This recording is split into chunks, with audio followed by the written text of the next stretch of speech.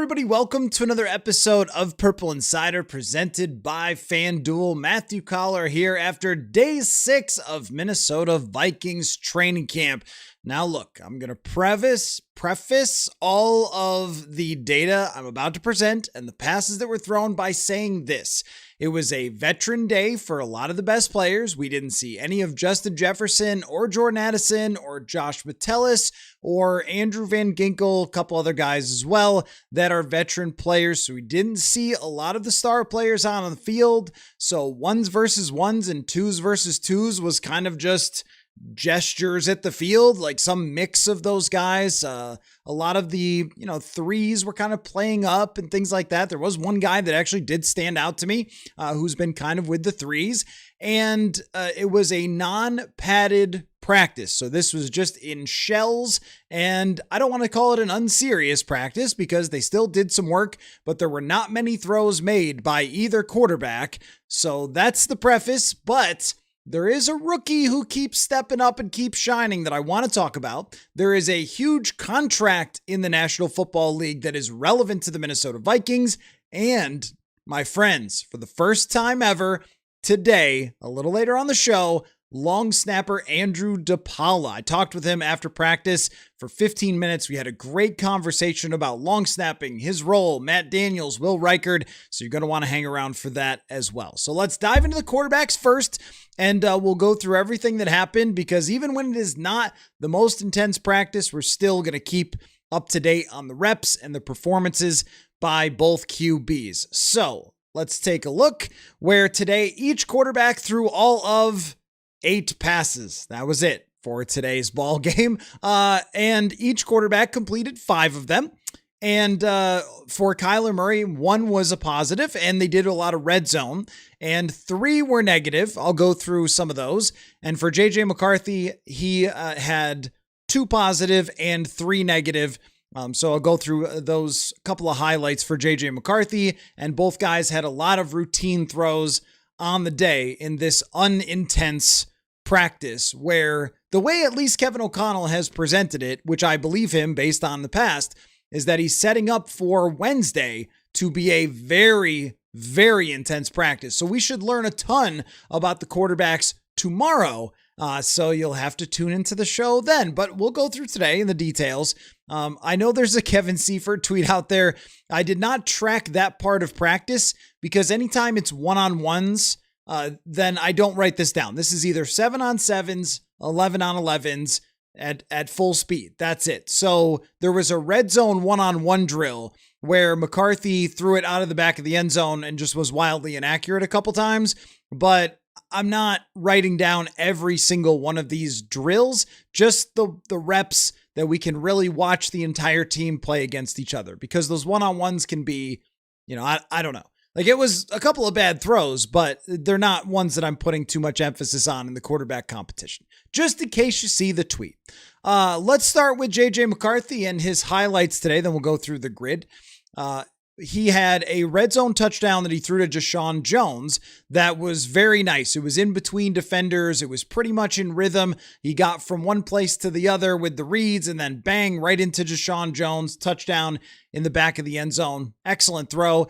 Another one where it was a routine play, but you found the right guy and made a nice pass to Juwan Jennings as he was running across, I'm trying to think, was it right or left? To his left, and he was open, and it was just a pitch and catch to Jennings. But for a day like today, when there's 8 passes, that's a highlight. I didn't have that as a positive throw. I had it routine, but it's good to run the play correctly, throw on time, get somebody open. As far as the lowlights go, there was an overthrow to Ty Felton in the back of the end zone where if he makes, as we saw from Ty Felton, he could go up and get it.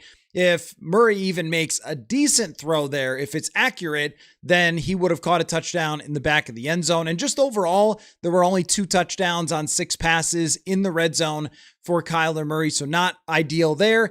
And he had an intermediate throw in the middle of the field where if it was accurate, it might have had a chance to be caught just behind the receiver, ends up as a pass breakup. And when you have only 8 passes and 3 of them are incomplete, then, well, there you go.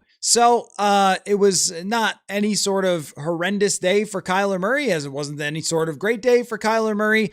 And I'm sure I'll say the same thing for JJ McCarthy with the limited sample size. But here is where the passes were thrown. There were no deep balls at all today the not having Jefferson or Addison on the field, there weren't too many opportunities for deep shots, and they did a lot of red zone. So he went 2 for 4 in the intermediate area with he had 1 positive and 2 negatives. And then in the short area, it was 6 for 7 with all of those being routine except for 1 incompletion that was a negative. And on that play, it was a little bit of a attempted a check down, kind of go to his left. Nope, it's not there. Go back to his right. Okay, there it is. Throw it, and just inaccurate. It was a little bit late, probably getting across. And that is the entire day for Kyler Murray. Now to JJ McCarthy and his highlights. He had a red zone drill where he also found Deshaun Jones, who's having a very nice training camp, in the back of the end zone. Similar type of play. It was thrown nice and hard to him in the back of the end zone. And then he also had I'm reading Kyler Murray's. Okay. I was going to say, wait a minute. This seems familiar. Deshaun Jones didn't catch one from McCarthy. Anyway, okay, here's McCarthy. He ripped this accurate pass to Dante Fleming, throwing to the boundaries. JJ McCarthy has been fine in this camp. He's had probably a positive throw or 2 every single day throwing to the sidelines. And I think the reason that is because it allows him to just grip it and rip it. Like, there isn't a whole lot of touch necessarily always involved. Now, timing is involved, but you can just rear back and whoo. And this one you could hear when it hit Dante Fleming's hands. Boom. Like, he threw it very hard to Fleming on the outside. Also, getting Dante Fleming involved today, at least a little bit, for the quarterbacks is somebody that we're going to see a lot in preseason and has a chance to intrigue when we get there. So that was a good throw. And then there was a strong throw for a touchdown in the back of the end zone. I cannot recall because I didn't write down in the note who it was that caught the ball. But it was a similar one to the Deshaun Jones touchdown from Murray, where it was back of the end zone, back line, perfect throw in between bodies, touchdown. And then in terms of the lowlights, he had one where he took too long to throw, rolled out, and then sort of winged it back across his body. It would have been a sack. It was easily a sack. And then he just sort of rolled out to one side, turned around and flung it up in the air. And I believe it was caught on the sideline, but that is not a positive play by any means. And then there was a scramble in the red zone where he threw to his right into tight coverage, just whipped it at Damon Claiborne, who couldn't bring it in, and he probably would have been out of bounds anyway. So there are a couple of lowlights there. And again, these are not horrific, nothing horrific from either quarterback. And no deep shots for JJ McCarthy today. In the intermediate area, he did have 3 completions out of 4. So that was good for McCarthy, that he had 3 completions out of 4 with no negative throws in the intermediate. But his negative throws, actually that says 3, it should say 2. For the negative throws were actually the short side, but some of that was just in the red zone. And then when he did the fling, when he was late and would have been sacked. So the short passes end up going 5, 4, 6, 7, 8, 5. No, wait, can that be, did I write down? Wait, I'm sorry. I think I wrote down too many passes here. I may have just clicked the button too many times. So let's see. 1, 2, 3, 4, 5, 6. No, I think I got the right number. Oh, I may have written down. Yeah, because I only had him down for 8 passes. I'm sorry about that. My charting has been accurate so far. Like I haven't made any mistakes, but if I push the button too many times, then it gets wonky. So anyway, point being that McCarthy, a couple of his miscues were on the short passes, and there wasn't anything really egregious. He was fine in the intermediate area today, and through, like, in the red zone, a lot of just sort of short over the middle, and it was not a super exciting day for either one of the quarterbacks, and they end up with similar statistics and nothing all that overwhelming. So there you have it. There is the day that it wasn't in a lot of ways for the quarterback competition. The only thing that I wanted to just mention is that so far McCarthy has had almost all of his negative plays. They are late a lot of times, and there can be like a little too much sitting and waiting for things to progress. And we still continue to see that today, even in a practice where there wasn't real pressure going on. So tomorrow, I think, is a big day for JJ McCarthy to get on point. And if there's going to be an opportunity, I was going to also mention that, the total reps overall were very, very similar today to what they have been. And this was quite equal for both quarterbacks. So, JJ McCarthy remains in the mix, and tomorrow may be a very telling day for how in the mix JJ McCarthy really is, because already O'Connell's coming to the podium and saying, guys, this is, a big practice tomorrow. We're going to probably go longer than usual. There's going to be a lot of, hard reps. So that's why we're giving some veterans some day off, which means, put it on the marquee and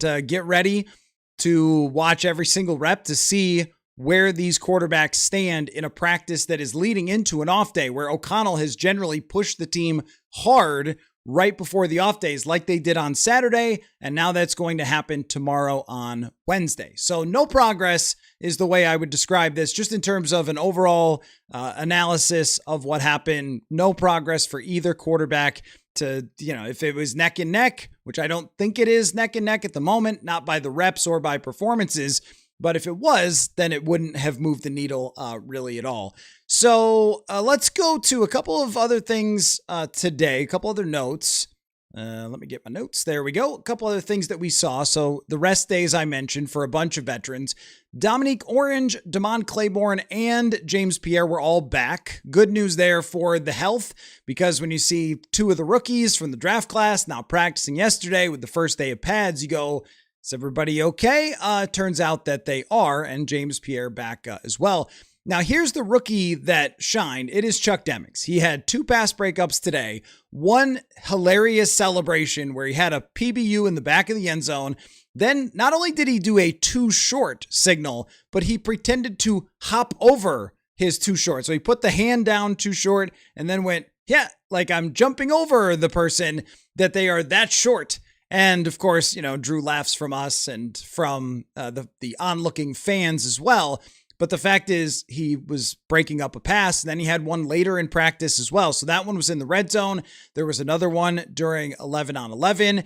And every day, Chuck Demmings has been extremely involved out there at practice. And then late in practice, Juwan Jennings caught a ball, and maybe there was a little jawing going on between he and Demmings, because then they got into a bit of a shoving match and people had to be held back. It was not a big scuffle, just a little one, but Demmings getting under some people's skin out there, making plays every single day. It has been a very, very impressive camp from him. He was getting a lot of work. Now, ones today is a little bit muddy because we didn't see Byron Murphy Jr. out there. So yeah, he was getting that. They could give it to Zemiah Vaughn too. And it seemed like it was mostly Demmings out there. I didn't see if Vaughn got some reps, but my goodness, right? Like, he's just been involved every single day. And the same goes for Gavin Bartholomew. These are our Mr. Mankato neck and neck guys early on.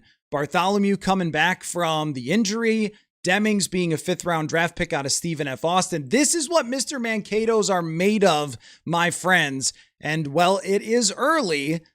Charles Demmings looks like someone who was ready to play in the National Football League right away. And when you hear Stephen F. Austin, I think your first impression is that the guy's not going to be a good enough athlete. But it turns out, from his combine numbers, he is a tremendous athlete. And I think that that's what's really helped him get on the field, along with hard worker, competitor, big talker, not the first corner in history to be a big talker, right? So this guy has made an instant impression. And, Bartholomew has as well. Cameron Stewart was the guy who stood out to me. That's right, Cameron Stewart. Open up your rosters or go to VikingsRoster.com or whatever it is, and you'll find Cameron Stewart, a guy who was productive in his last year at Temple, undrafted free agent. he will be someone to watch during the preseason. He's not going to get a lot of reps in the padded practices as a UDFA that's been largely with the threes, but he is a athletic outside linebacker. They seem to be able to identify these guys pretty well in undrafted free agency, so Cameron Stewart was someone that I'll be keeping an eye on once we do get into the preseason. And Jeshaun Jones, for the third straight year, just continues to have a good camp. He may fall under the Lucky Jackson, Tristan Jackson sort of award for the guy who probably won't play in many NFL games, but in practice is so solid, is always good. And it's been now 3 years of this. Like, you could trust him to run any route, anytime. He's going to be prepared and ready to go. Tristan Jackson is already on the coaching staff. Lucky Jackson's in the UFL. That may be what happens to Jeshaun Jones at some point, but I do wonder if you put a guy like this in a game, does he catch everything you throw at him if you had to use him? I mean, this is his chance, really, because the back end of that receiving group has been okay with Ty Felton, and I've got some O'Connell on Felton, but I can't say that Miles Price has really looked like a receiver to me. He's looked much more, he's gotten a lot of opportunity, but he's looked more like a returner trying to play receiver, where Jeshaun Jones is much more of a pure wide receiver.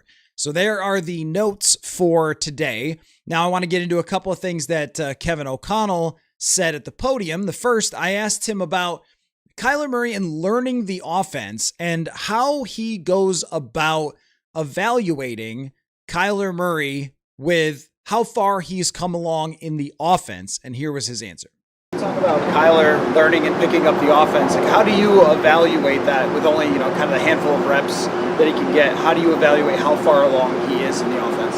Yeah, I think, you look at it from a standpoint, we're stacking some reps now, and you can see, maybe growth from, the first or second day to now.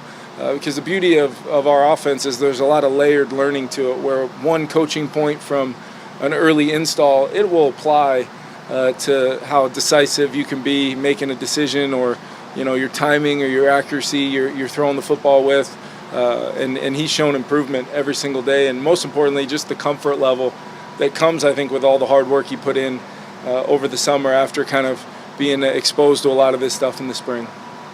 So there you go. I mean, it's not the most fascinating comment of all time, but he threw in there about his progress looking good and the work that he did in the summertime, preparing him to show up ready to go with the offense. And I have felt that way. I have not felt like any of Kyler Murray's issues, not that he's had a ton, but it hasn't been like him just blowing away J.J. McCarthy and looking like Sam Bradford 2016 or something.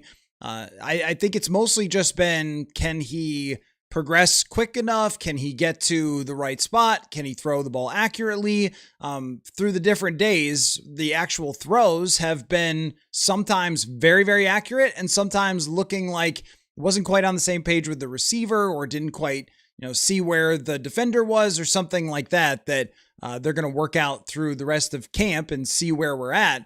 But I don't think that it's looked like he has been slow consistently at all to get through progressions and get rid of the football. Like, he's had NFL timing when it comes to that. Also, Ty Felton has had a very good, in my opinion, start to training camp. And he had the catch of the year, which I don't think is going to be topped in a training camp practice yesterday. And here's what Kevin O'Connell had to say about Felton.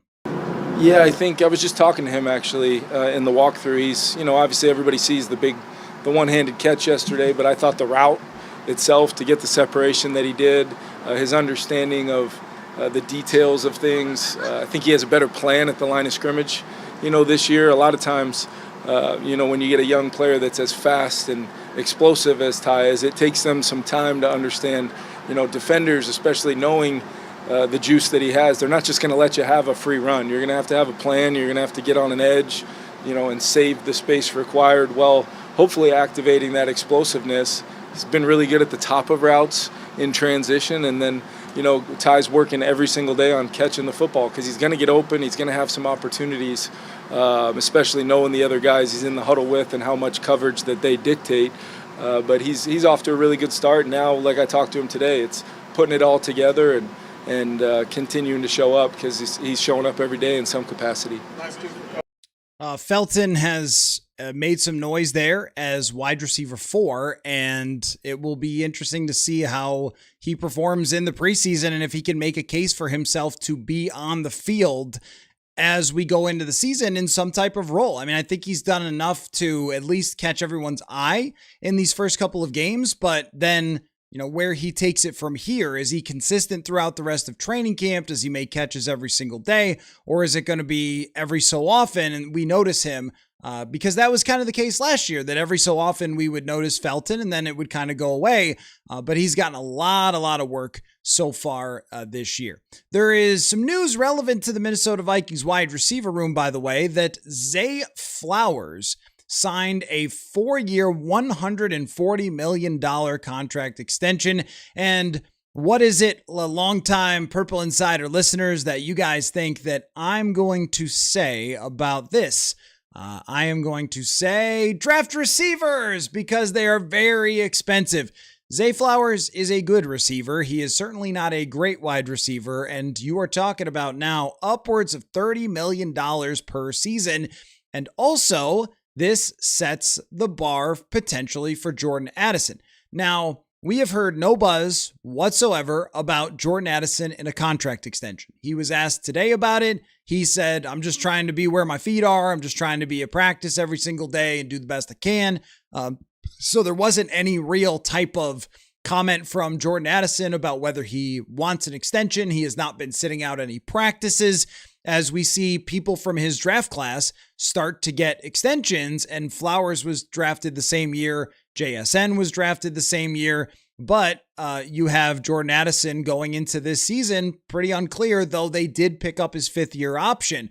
So we are kind of on Addison watch. But if this is the bar that he's looking to reach as a similar wide receiver to Zay Flowers, Flowers has been, very productive with the Ravens. He's been closer to a number 1 wide receiver than Addison, but it just shows you how high that price is expected to be. If Addison has a really good season, they are going to be at a fork in the road, because they're going to need to extend Justin Jefferson and give him a new contract to lower his cap hits. And they could be looking at also giving an extension to Jordan Addison if he has a good season, or potentially looking to trade him away as a cap casualty and maybe someone that they're not sure about in terms of giving him a big paycheck. And today, Kevin O'Connell did comment on Addison and how he has viewed him from the character perspective, because it does make a difference when we're talking about the potential for a big extension in the near future. Character and that sort of thing. Yeah, I mean, he loves football. He's a great teammate. Clearly, he was a young player when he came into the NFL, and I think he's learned, matured, and he knows exactly what's out in front of him. He knows what's important to him, and I'm proud of his growth and development in that phase as well. And I think there's a lot of folks in this building that deeply care about Jordan and what's best for him on and off the field moving forward, and you can count me as one of them. So there is Kevin O'Connell on Jordan Addison, and he has been in Addison's corner for the entire time, the entirety of his career, and continues to be there. But it will be very interesting if we eventually reach a point where Jordan Addison, there's a question about whether they're going to sign him to an extension or not. If we reach a fork in the road where he has a really good season after this year, then do you sign him to $30 million plus per year if he has a 900-yard, 10-touchdown type season like he's had in the past? Or is that we're going to play you on the 5th-year option and then go on from there? And then do you get training camp drama with sitting out or whatever it might be? Do you think about a trade? That conversation is coming, but I don't think that as of right now, they can really sign Jordan Addison to a deal like that. It's just way too much of a commitment, and you need to build up as much sample size as you can from a player perspective, from just seeing him on the field after it was a really tough year for him last year. And then also from the perspective of off the field, which of course has been an issue for Jordan Addison. But those prices, folks, that's why every year Purple Insider studies 20 wide receivers and advocates for drafting 19 of them, because now having a wide receiver on a rookie contract is kind of like having a quarterback on a rookie contract when we see someone like Zay Flowers, a pretty good wide receiver, Christian Watson, a pretty good wide receiver, getting these dollar amounts from their teams, that means it is going to be very expensive in the future to keep Jordan Addison if he has a good year. But I guess that would be under good problems to have, which they're hoping that they do end up having. So here's what I'm going to do. Let's get to some of your fan chat. Your reaction to today was a pretty underwhelming type of day, and just, didn't see a whole lot of action from either quarterback. And a couple of negative throws, a couple of positive throws. That's about it. But tomorrow setting up for a much bigger day. So I do have a question for you, though, for the chat, which is this. Are you happy? We could even make it sort of the FanDuel question of the day. So I'll look up, let's see. The Vikings playoff odds, we'll go with that. The Vikings playoff odds are plus 152 right now. So close. And when we look at playoff odds, the Detroit Lions actually have the second highest in the NFC, which is pretty surprising considering they missed the playoffs. Green Bay is minus 116, so they're favored to make the playoffs. Chicago plus 10 and the Vikings plus 152. But here is the question is, are you content, pleased, frustrated, disappointed, elated with how the quarterback competition has been handled to this point? So since we don't have movement today to really talk about, we don't have big changes in the quarterback competition, then I want to know, are you happy with the way that it has been handled by the Minnesota Vikings and Kevin O'Connell, giving both guys reps? Kyler's gotten a little bit more, but it's been not quite 50-50 for first team reps, but in terms of total passes is very close to 50-50 for JJ McCarthy and for Kyler Murray. So how do you feel about the way that it's gone to this point? And how do you think, if you want to throw in there, it will be handled into the coming days? And coming up in about half an hour, Andrew DePaola joins the show. I'm very excited about this. So let's get into the fan chat here. Here we go. M. Fez says, seems like Murray is already processing things quicker than McCarthy than when he has been in the system for 3 years. That isn't fixed overnight. They need to call it for Murray to stack consistent days. I think that it's still early enough in training camp to let this play out, but I don't disagree with the sentiment about processing and getting rid of the football, because every day there are plays that just look like it's taking a half a second longer. When you think about how crazy the NFL is, how fast the NFL is, if you're looking at a half a second, you look at the average time to throw for JJ McCarthy last year, it's one of the slowest in the NFL. So you already had a quarterback that was hanging onto the ball too much, that took far too many sacks, that still seems to do that way too often, even in practice, whereas Kyler Murray just has a faster clock in his head. And sometimes I've thought, man, did he need to get to the underneath pass as fast as he did? Like maybe he could have hung on to something a little bit longer. But I do think Kevin O'Connell wants his quarterbacks to look for the shot first. And then if it's not there, hey, it's TJ Hawkinson. Hey, it's Jawan Jennings underneath, bang, and off you go. I do think that that is what he wants from his quarterbacks overall. So I do agree that Murray seems to be processing it quicker. He's thrown a lot more passes in his career, and that's evident to anybody who watches practice. If you asked, if you knew nothing about the quarterbacks, you didn't see their jerseys, you didn't realize how tall one of them was or short one of them was, and you just said, based on the throws and the timing and everything else, who's the veteran quarterback, there would be really no doubt about it that it was Kyler Murray, and that has shown out. And if that doesn't speed up pretty soon, as these very intense practices are on the way, then you just can't go with JJ McCarthy, because you need the offense to run on time, and you can't have all these sacks and interceptions and things like that if the play doesn't present itself right there for JJ McCarthy. So I do think it's been an issue continually, and it has to be sped up in the coming days. But there's opportunity for him. If he's still getting the reps and he's still getting the throws, then there are still opportunities for JJ McCarthy. Was Chuck Demmings taking snaps over Pierre today with Pierre back on the field? Well, this was a mixed day with the defense. So there were a lot of guys who are with the twos that are mixing in with the ones. So I wouldn't want to say, oh, well, yeah, he was playing over James Pierre. I don't think that he's over James Pierre on the depth chart at this moment. It would be Pierre if they had to play a game today. I don't have any doubt about that. But as we go deeper into this, could Demmings carve out somewhat of a role? Or if someone gets hurt, could it be him instead of Pierre? I mean, I guess Pierre is the veteran. They're probably going to trust him a little bit more with the defense and to be a little less, maybe erratic like young players can be at that position. But I think the takeaway from Demmings over these first couple of days is simply that like Demmings has shown some serious flashes at this point, and he is a 5th round draft pick that normally I could tell you don't see too many 5th rounders that 6 days into training camp we're saying, dude, I think he's made a play every single day. Like you just don't see that a whole lot. So Demmings is really jumping off the page as a potential Mr. Mankato. Yeah, in the bag, Craig, he does not have it in the bag. Like there's a long way to go. There's preseason games.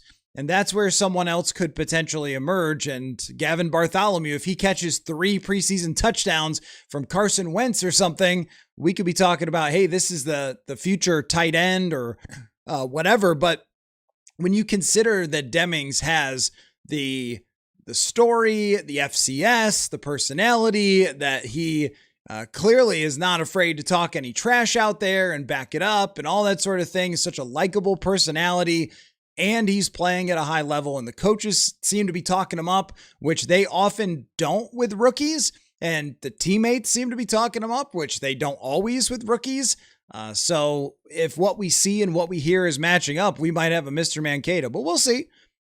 4-hour minimum show tonight. JJ won the job today, right? No, he did not. I don't think anybody did. Who cares about the quarterback battle when you have Chuck Demmings is funny. Betting the family farm on Kyler winning the starting job. Well, yeah. I shot you 99. Seifert mentioned, yeah, this is the tweet that I was talking about where Seifert tweeted that McCarthy overthrew receivers 3 times into the corner of an end zone drill. Were the throws actually as bad as it sounds? They were, yes. And the one that I really noticed went into the fescue, like a iron shot that was hit over the green. So there's like a line of plants that sort of slow down the footballs when they're overthrown or kicked or something.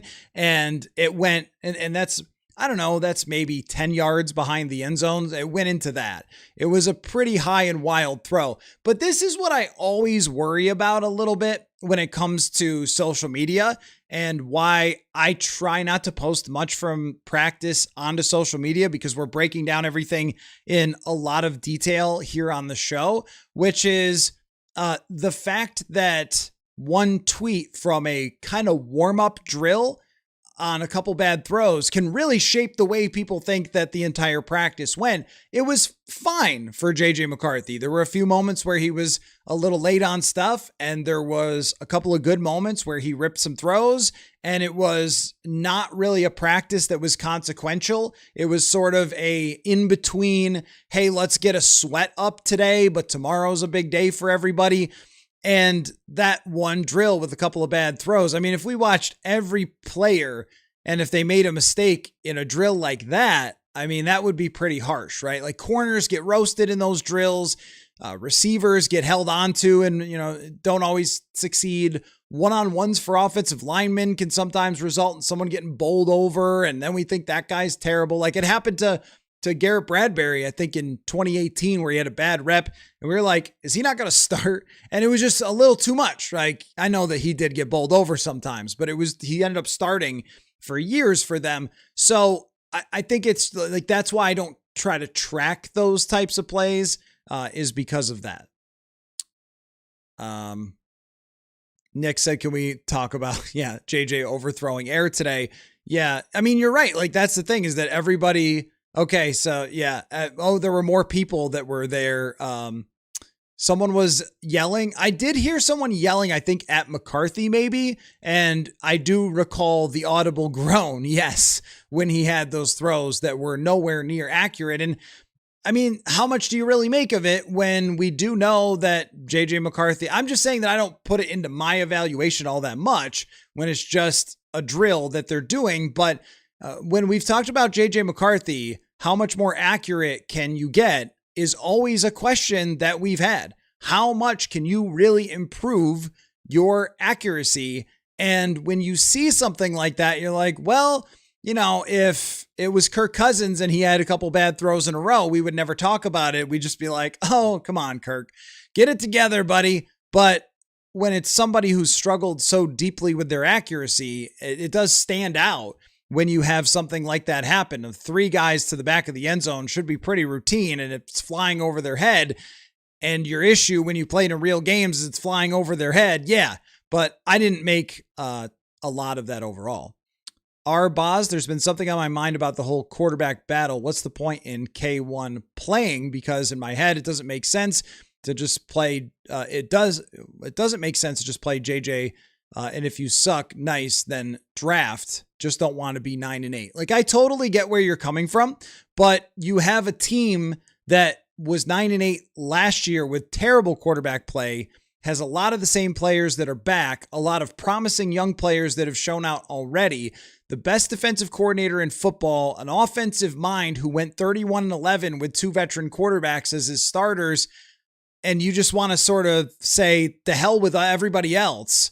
Like, let's just play the kid. And if it doesn't work out, but also, if you're there at every practice, let's just say, and you're watching day after day, and there isn't really improvement, and there could be in the coming days, but let's just say that that doesn't happen over the next 6 practices, then you have no evidence to go on other than, hey, if we suck, we'll draft someone. But hey, if you suck, you might get Kevin O'Connell fired, as opposed to, what if Kyler Murray had been here last year?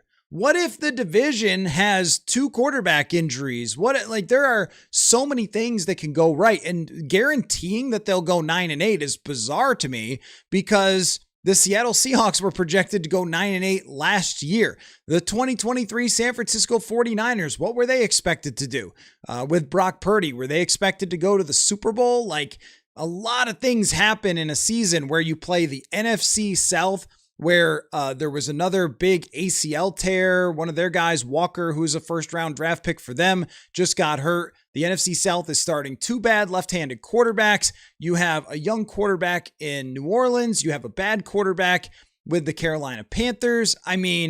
Which, by the way, the quarterback tiers is out, and tomorrow Mike Sando is going to be on the show. So is it tomorrow?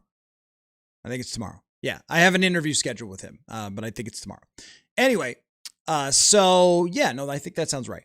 But I think the highest, and then Baker Mayfield doesn't even want to be with his franchise because he's so frustrated with them, and they might have to trade Vita Vea. These are your opponents for this year. The Miami Dolphins ripped apart their franchise. The New York Jets still stink. These are the teams you're playing. Could you win the division? Could you be a serious contender with a good quarterback play? You're just going to throw even that possibility out. Let's say that's a 20% chance. You're going to throw that completely out with a chance to go into the play. This is where it's like too front office brained. The team is already here. This is not a torn down team that you're trying to squeeze 9 wins out of. It is a remainder of a team that won 14 games with some new younger players and the same coaches that have a chance to go compete in the division and try to win the division and see what happens in the playoffs. So this is not a scenario to me where you just sort of, let's just find out, who cares? See, this is what I mean. A lot of you are commenting on this one thing that I just really didn't make a whole heck of a lot to. It was noticeable that he made those throws, and it's not what you want to see from JJ McCarthy. You want to see every throw be accurate and not wild inaccuracies, but it was also like a warm-up drill. So I didn't really think it was going to be a huge thing. And then I saw Seifert's Twitter just exploding, and I'm like, oh boy, yeah, that's going to be a thing. That is going to be a thing. Bryson, how do coaches act during training camp? I've always imagined them yelling and screaming like a drill sergeant. No, total opposite for the Vikings. Kevin O'Connell mostly is calling plays, and then he is talking to quarterbacks. That's his main thing during 11-on-11s, and Josh McCown talking to the quarterbacks. I think Wes Phillips is sending in personnel groups maybe, or there's someone on the sidelines that's sending in personnel groups, and they each kind of have a different job during training camp, but there's not a whole lot of yelling and screaming. Maybe the offensive line coach, but I haven't been near where his drills are going on for the individuals. Don't see Brian Flores screaming his head off. Like they're working with the guys, and Flores is calling plays and so forth, but there's nothing bizarre going on there. I mean, Zimmer would yell at people, but it wasn't really drill sergeant. No, that's not like, come on, go do the, no, it's not like that. They're just coaching. Autumn Voyage, it almost feels like JJ's best camp was his rookie year. Do you think that it's too much focus on his mechanics in his head, creating an overthinking element? Overthinking element does sound like JJ McCarthy, yes. And even seeing him go through some of the reps, it feels like a little bit of overthinking of, is this the where I'm supposed to go? Maybe it isn't, maybe it is. And there could be some hesitation. You're right that his best camp was his first camp, but also he didn't take any reps with the ones in that camp at all. So that's part of it. The other thing is too, that while that was a really good camp, and while it did convince Kevin O'Connell to talk about him as the franchise quarterback, so there's your proof that it probably was his best camp. I think that it was also on a curve because they knew he wasn't going to play. So it was a lot easier to focus on the positive things that were happening. But I will say though, that after some of those 2024 camp practices, I did come home myself and probably jump on a live stream and say, like, it looks pretty good, folks. I don't know if I was live streaming after every practice at that point, but I know that it looked very impressive and that I was saying that the very positive things about his direction, but that also didn't come until a couple weeks into camp. And we saw that last year too. So we do have to give it time, but I thought that it would be a little bit quicker if he was going to stay in the competition, that he would be a little bit sharper with the early part, because that was his time to get an edge on Kyler Murray since he knows the offense. And it just doesn't look much different because I think if you did similar things right now as a rookie to what McCarthy has done thus far, you'd probably be saying, yeah, like he looks fine. Like he's coming along and there's positives every day. But when it's year 3, the expectation is just a little bit higher. So I do agree with you, but I don't know if that's mechanics and the focus on mechanics, or if, they were focusing on mechanics in year 1, or if it's just confidence, or things were simplified during that camp to get confidence built up for him. Is the competition weighing a little bit more on him because he doesn't want to make mistakes? Like, I'm not really sure. I wouldn't say it's been a bad camp for Kyler or for JJ McCarthy. I would just say that it hasn't been different from what we saw a lot of times last year. Josh, haven't seen anything about Jacoby Thomas. How has he looked so far? He's working, exclusively with the 2s. And I get the sense that what they're trying to do with Jacoby Thomas is they're trying to train him. This is just a feeling based on where he's playing, that they're trying to train him to be like Metellus. So he's playing in that strong safety type of position, and it looks like he's the one that's out there, at least from my distance. It looks like he's the one that they're teaching how to make calls and things like that. So it's a process with the safeties, and we've always seen development take place at that position. I wouldn't expect him to be, at least as of this moment, part of any type of competition. It looks like, and I wondered about this, and this I think is just the answer. It looks like it's pretty well set with Josh Metellus, Theo Jackson, and Jay Ward as being the safeties, and that Thomas is going to develop. And if something were to happen to Josh Metellus, that maybe Jacoby Thomas would be the guy. I think he would be the guy to step in. Bryson, what are the zones on the chart? The zones are, so I pushed the button in one of McCarthy's zones too many times today, and I apologize for that. I had his overall numbers, and there were only 8 throws, so it's not a huge deal. But the zones are 0 to 9, and then 10 to 19, and then 20 plus. So deep shots, intermediate, and underneath. And behind the line of scrimmage just counts as 0. So if they throw a screen 5 yards behind the line of scrimmage, it's just a 0. That's what they are. But I accidentally pushed the button too many times on his chart today, in one of the areas. And so I made a mistake there, but good thing it was good thing it wasn't tomorrow's practice. And I didn't realize it until I put it up on the screen and went, oh, that says too many passes. But anyway, it was a fine day. He was good in his few intermediate passes. It was a lot of underneath, a lot of red zone results in a lot of underneath stuff. And then a couple of the passes were not accurate and a little slow. And it wasn't that huge of a deal, but same kind of trend every day. It's like the same good passes happen every day where it's outside of the boundary, letting it rip. And then the same not great things happen each day, which is being a little slow, being sacked, forced to scramble, not getting it to your check down, that kind of thing. I shot you 99. McCarthy needs a lot of work.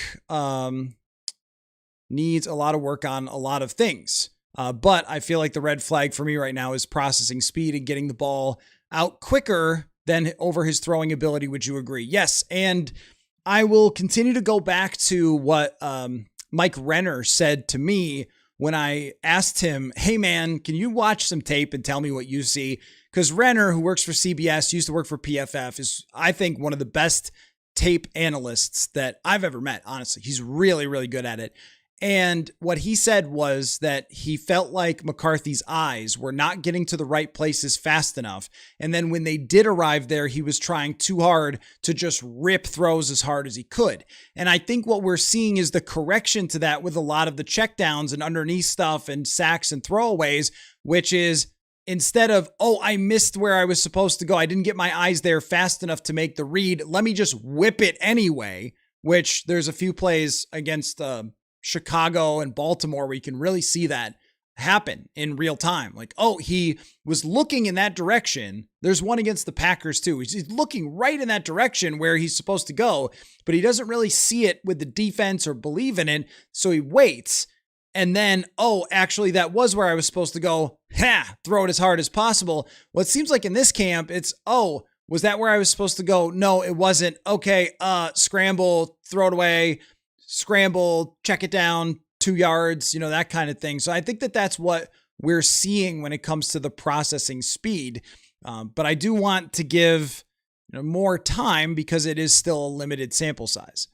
Mama McCarthy still not throwing with anticipation is not a good sign. There hasn't been a lot of it. And when it has been there, it's really been to just to the sideline where he can really just have one guy on one guy. And if he's breaking open, let it rip and throw it as hard as he needs to throw it. 15, 20 yards down the field, kind of like a couple of those passes that he made against Washington. I think it was maybe Addison where he did that. That's his throw. Like if you wanted to, here's the thing about O'Connell. I mean, if you wanted to design a offense where you could focus mainly on these couple of throws, you could totally do it and it would be good for those throws, but you would be very limited. You couldn't throw a lot. You would have to run a lot. He wants to play where you throw sometimes 40 times a game and can win in a shootout against a good passing team. But the offense from last year at the end of the year, that could work if you had Derrick Henry. It was kind of what they did with Ryan Tannehill. It could work if you had Saquon Barkley from 2024. It's not going to work if you don't have like a dominant run game. That was kind of Jake Plummer with the Denver Broncos or Brian Griese back in the day where they were able to deal with those players' shortcomings because they ran the ball so well. That was Gary Kubiak, of course. And we've seen that through the years. But if you don't have that, then you have to ask your quarterback to make a lot more types of throws than just, hey, he can hit a seam ball, he can hit a deep out, and then he can scramble. And like you're going to not, be able to have a very diverse offense if you're going to do that. So that's why you want to see the anticipation throws over the middle, the layer balls over the middle. You want to see it come out on time. And that's what anticipation really is throwing it and trusting it and seeing it on time. Madden, so who actually won today, saw some reports saying McCarthy did and some saying Murray did. I say no one did. No one won today. This was not a day to declare a winner because they only threw a couple of passes and though each guy had a couple of regrettable passes, but no one had anything that was horrible or mortifying. Like nobody had anything like that. And nobody had anything that blew my socks off either, because they weren't practicing in pads. It was just the shells, and it wasn't very intense, and they only threw a handful of passes. So it wasn't like you could really say, oh my gosh, like Kyler was so much better. Or, oh my gosh, JJ was much better. JJ had a tough start to the practice and then kind of recovered. Kyler was better at the beginning and not as much at the end, but I mean, they only ran like 6 plays each total with 11 on 11. I think that was it. So somewhere in that range. It wasn't a lot. They went maybe it was 8th. They went like back and forth and some were runs. It was just that kind of day. Like not every day is going to be a super intense practice. Scott, is it fair to say that Kyler is behind as he doesn't know the offense like JJ should? At what point do we think that he should know it well enough to pull clearly in front of JJ? Well, look, the accumulation of this camp is he is ahead of JJ by a lot, in my opinion. Saturday's practice, if you were doing it like, if you're scoring it like 18 holes of golf and we're in the first like 6 holes, call this one a par for both guys. Let's say it was a very easy par 3 and they both hit it not right next to the hole and 2-putted. That would be today. But if it was that, then let's say they both parred the first 2 days, or were close or whatever, call it a bogey, whatever, fairly even over the first 2 days. I thought Kyler had more positive throws, but then the Saturday practice where they did a ton of passing, that would have been like an eagle for Kyler Murray and like a double bogey for JJ McCarthy. And then even yesterday where McCarthy's having an okay day, where Kyler probably parred it, he's having an okay day, but then he throws 2 interceptable passes in the last drill. Well, you kind of end up with like a bogey there. I mean, so when you're starting to accumulate the actual score in golf terms, Kyler, plus the number of first team reps he's taken overall, he's ahead. I think that's pretty clear, but how far ahead? Not far enough to call it. You're only on the 6th hole. And so it's not time to just be like, okay, well, everybody pack it in, but you might by the end of the week here, because I think the night practice comes up, I think on Sunday. So, I mean, by the end of this week into next Monday, Tuesday, we might be at that point where you're just having to concede because one guy is so far ahead, or we might be saying, you know what, this thing's going to keep going. But I do say, I would agree that he doesn't know the offense as well because he just got here.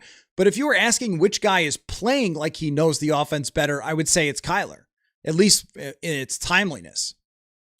Hayrack says, am I getting ahead of myself thinking Chuck Demmings is going to force his way out of the field this season? Seems like the attitude, swagger, work ethic, and athleticism that you would want. I think that what Chuck Demmings is doing is showing a lot of potential, and we could see him start to factor into future decisions if we're only 6 days in, but if he continues to play like this, shines in the preseason, they just love everything they've seen behind the scenes, then, you could look at Isaiah Rodgers and say, I don't think we could pay Isaiah Rodgers $16 million a year to stick around. Instead, we're going to go with Demmings. Or even Byron Murphy with his contract. Like, he's got a big contract that's not really easy to move with the way it's structured. But if you were going to move off from him, who you have in the building is going to factor into that. So I could also see him. If they really truly trust him and believe in him, that he could get into some dime stuff and potentially even play a little nickel. Like, he's kind of a big guy, but he's he's tall, but he's very shifty and movement skill is great. He's got some toughness element to maybe play the nickel. I think right now they would go with Pierre, but I don't think it's crazy to say someone could get banged up and he would be the next man up. I think that's very clear. Who was Mr. Mankato last year is a good question that I don't really remember. The thing about Mr. Mankato is that we talk about Mr. Mankato and then we name it and then we kind of move on. And sometimes it becomes Stephon Diggs and sometimes it doesn't. Somebody will have to tell me if they remember who it was. You're right, Norris Force, that they do have a little bit more attitude with Juwan Jennings and Charles Demmings and maybe Jamal Adams too. Yeah. Contra Paston, Lucky Jackson is getting praise at Lions camp. Look, he's really good in practice. He just doesn't have like the high-end physical talent to be a starting wide receiver in the NFL. Could he make the back end of their roster? Maybe, or preseason or practice squad.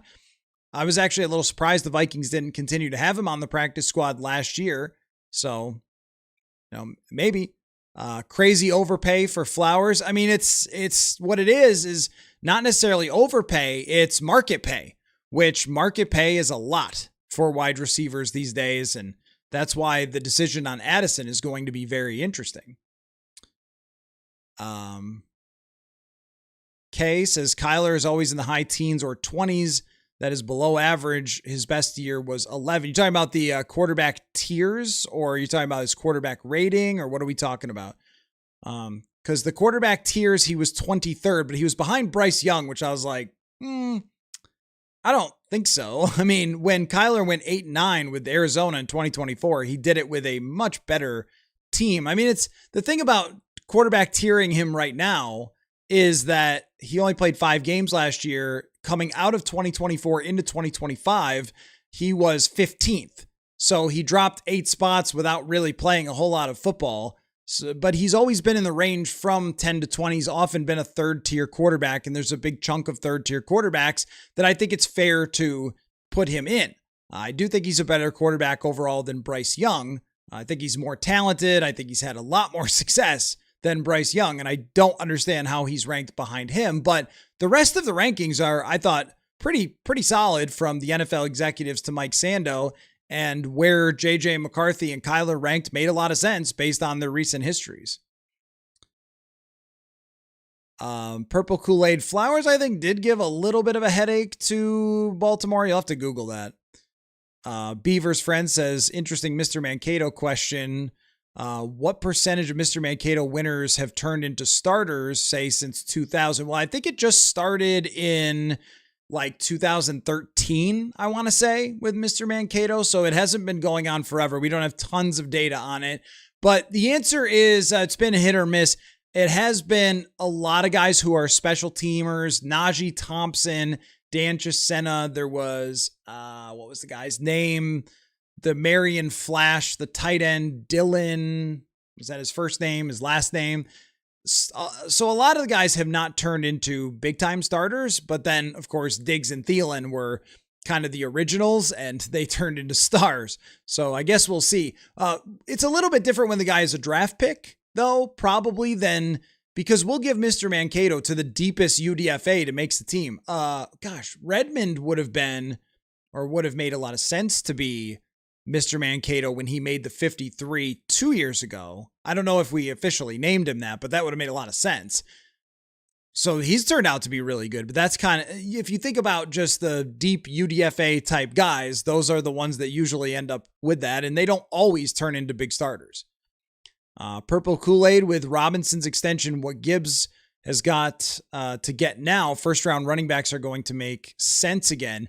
Yeah, I mean, with Bijan Robinson, I mean, you're always going to see people say, don't pay running backs and, so forth. But I thought that was a really reasonable contract for the Atlanta Falcons with Bijan Robinson. 3 years, 51 guaranteed. I mean, you're talking about, 22 or somewhere in the range. What was it per year or something like that, right? What was a little higher than that? But I mean, what would 3 year, because I saw 51 guaranteed as the number that matters the most. So that would be 3 divided by 50. It's not quite 20 a year guaranteed, 3-year extension. That just takes you through his prime. It's not that huge of a commitment. He's one of the best players in the league and probably will be at age 27. And it's the price of a cornerback, essentially. I would do it for that. I would not. And when you think about wide receivers are making twice the amount of money that running backs are. So they're, top running backs are making 22 or whatever $1 million per year, where wide receivers are now making 45. So I do agree that if you get a good one, that, you certainly have an argument for keeping that player and extending them, as long as you don't go past age 28. If you go past age 28, then you're putting your life in your hands.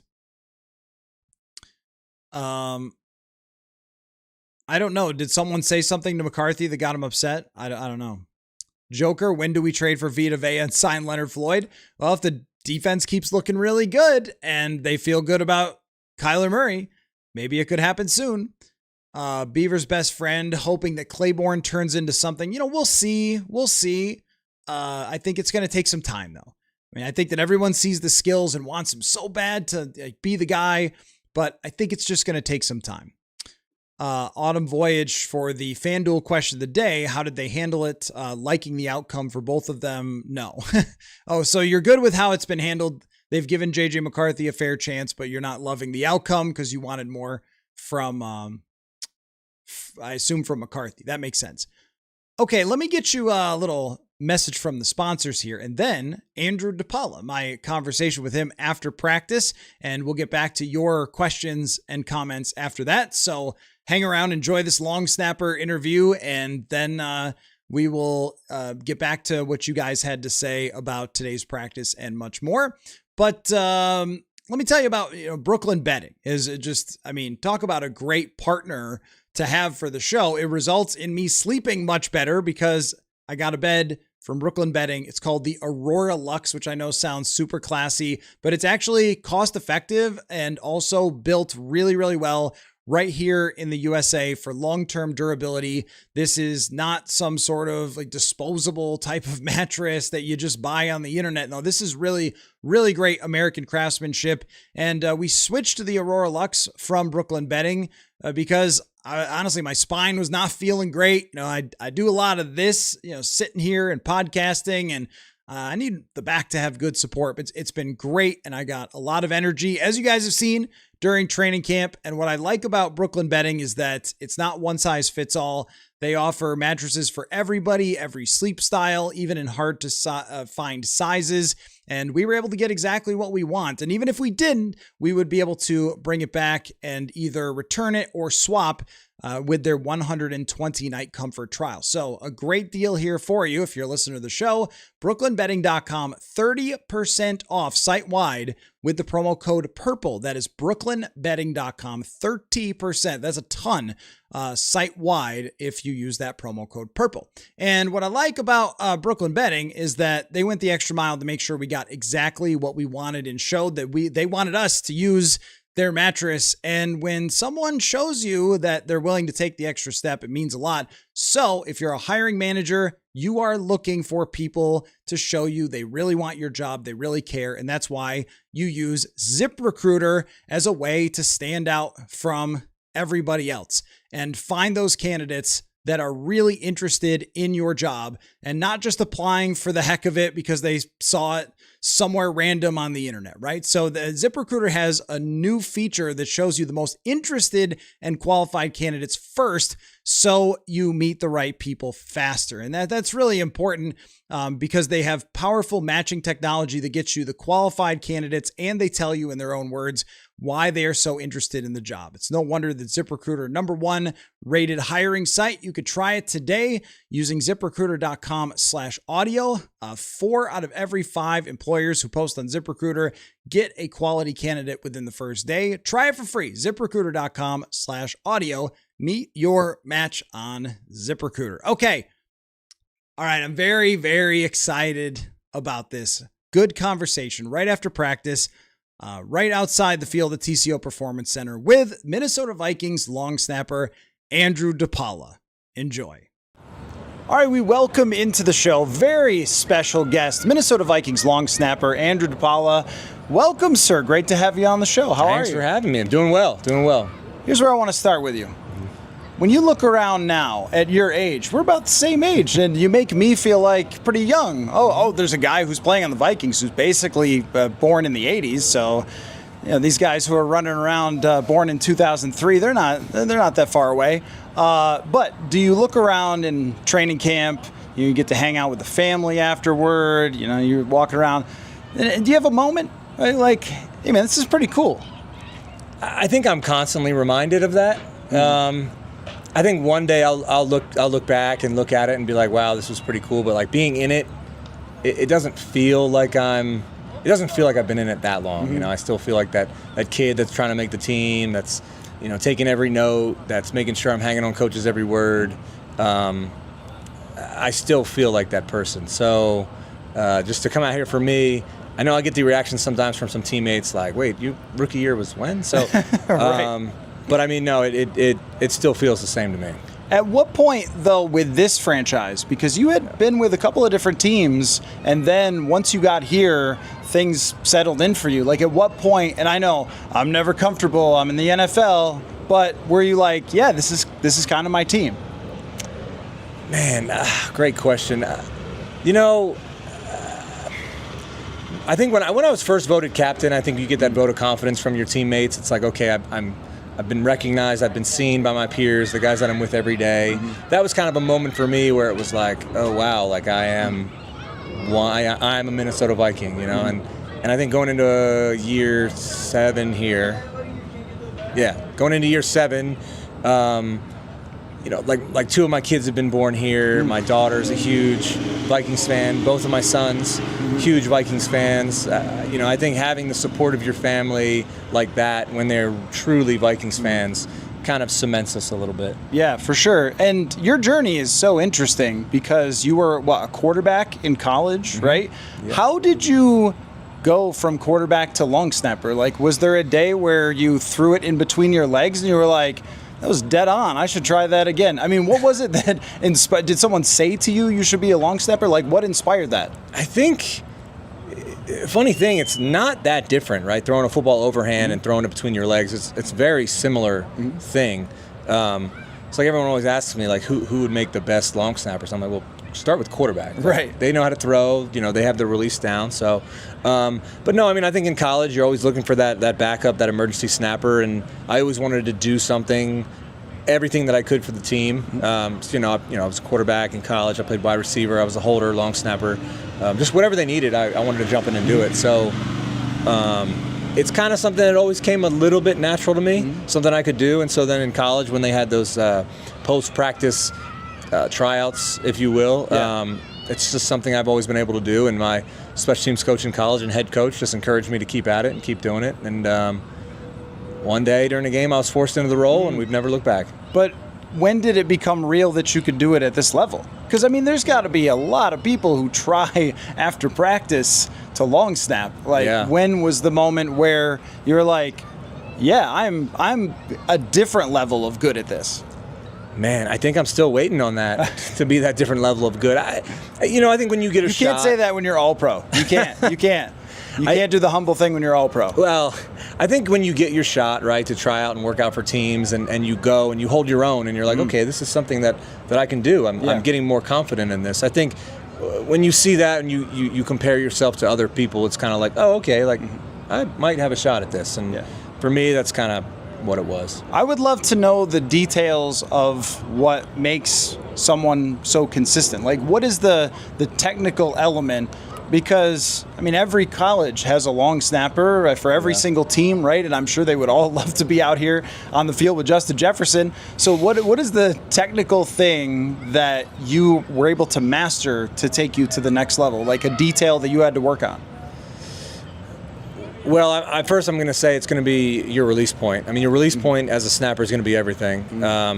You got to get your speed down, your velocity to what it is, right? So then you can work on that release point. But once you get your release point down, that's pretty much going to be everything. Mm-hmm. Once you get that release point, then you can worry about your blocking steps. You can worry about your set foot, what foot moves first, which way you're going, and all that. But really, it's your release point. Mm-hmm. And once you hone in on that, everything else is kind of takes care of itself. So do you think it was just like a hand-eye coordination thing of like maybe you're just wired differently? I mean, are you like a great golfer, a great pool player? Like some people just have something that is in the DNA, and I know that's not me for golf for sure, but like the coordination thing.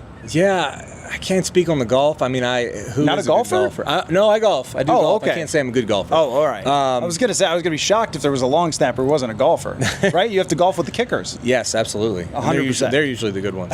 No, hand-eye coordination is huge. I mean, hand-eye coordination is huge. Athleticism is huge. Just being able to be in that position, to be able to throw the ball between your legs, to be able to get up and block someone. That's a huge part of it. And I think after that, it just comes with reps. It comes with doing it. It comes with doing it under pressure, under fire, and then honing that skill and making it your own. Not every snapper in the NFL is the same. Everybody snaps a little bit different. You got to find what works for you and work on it. So explain to me how, like, what a week is like as a captain, because your role goes beyond, hey, Andrew, just wander out there and whip it between your legs. Like, there's a lot more going on every single unit. So the preparation standpoint, working with Matt Daniels, like, what is that process like? Man, working with Matt has been amazing. He is a technician. He is a film junkie. I mean, that guy watches a ton of film, which has been great for me because I also like to watch a lot. I thought I watched a lot of film. No, he watches a lot of film, and we'll get together. Depending on the game, usually on Tuesday on our off day, we'll sit down together, put on the film of the opponent, watch it, break it down, kind of. He'll tell me what he's seeing. I'll tell him what I'm seeing, bounce ideas off each other. Maybe we'll do this for, 2 hours.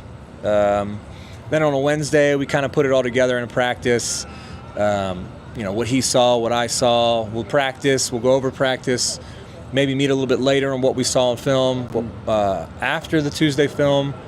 Thursday, again, kind of just polishing the edges.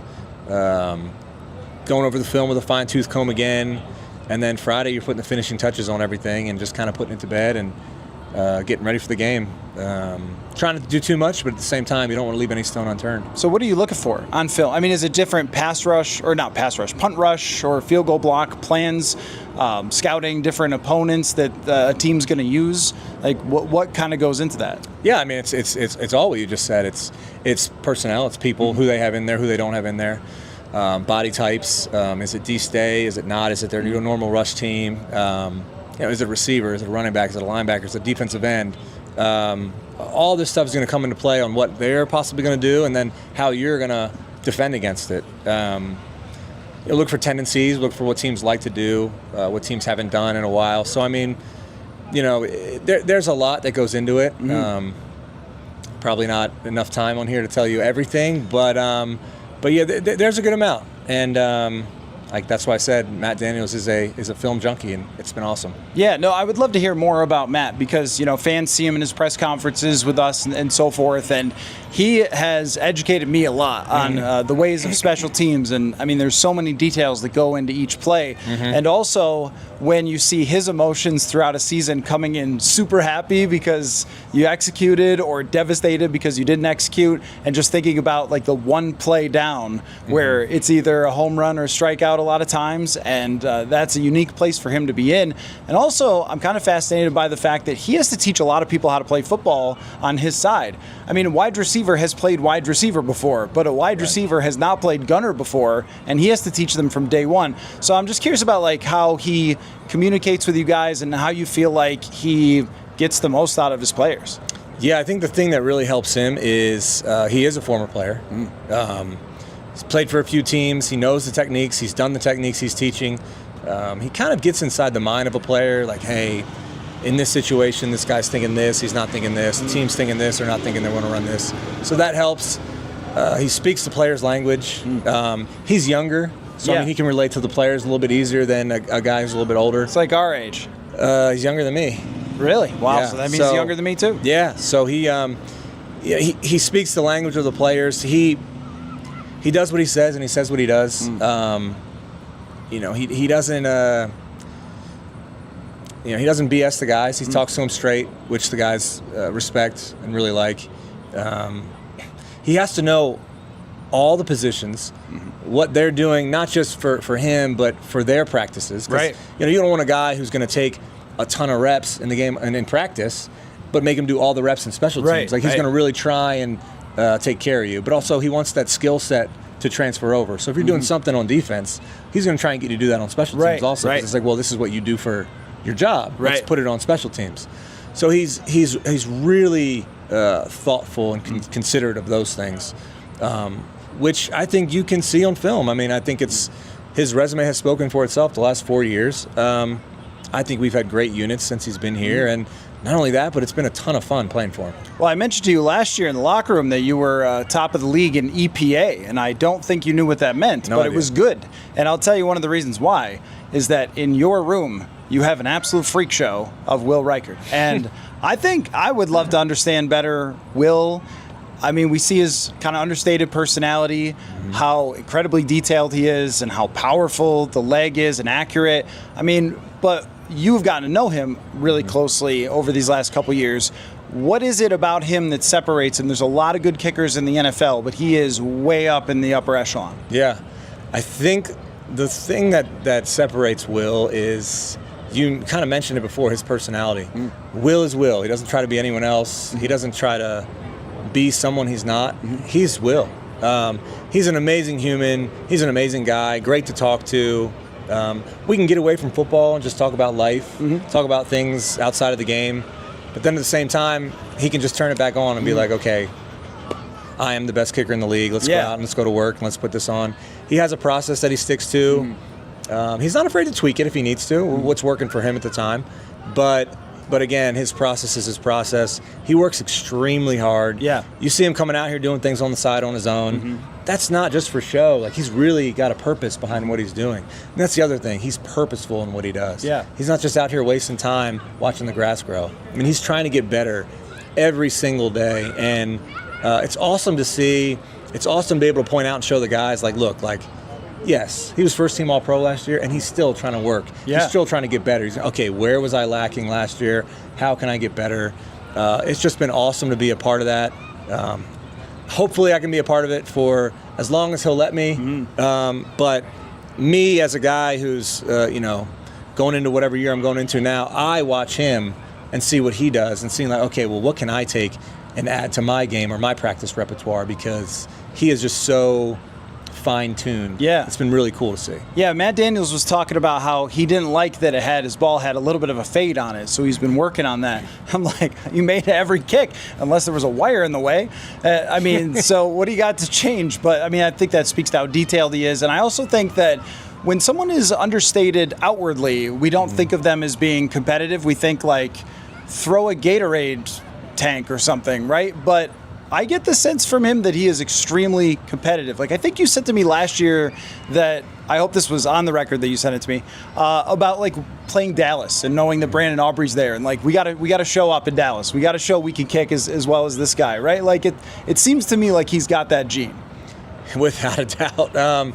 We'll play cards together, or we'll play horse basketball. Yeah. And it's funny because nothing's on the line, but everything's on the line. It's one of those things where it's like we're not playing for anything, but we're playing for everything. And Will doesn't want me or Johnny or Brett to have that little moment over him where it's like, oh, I beat you in horse. Right. It's like, no, I'm coming out. I don't care what it is. I'm coming after you. So that's always been great too, because I'm also a competitive guy myself. So like, you want someone to also push you at the same time, and that's just Will's nature. He's just a competitive guy. He wants to win no matter what it is, and I love it.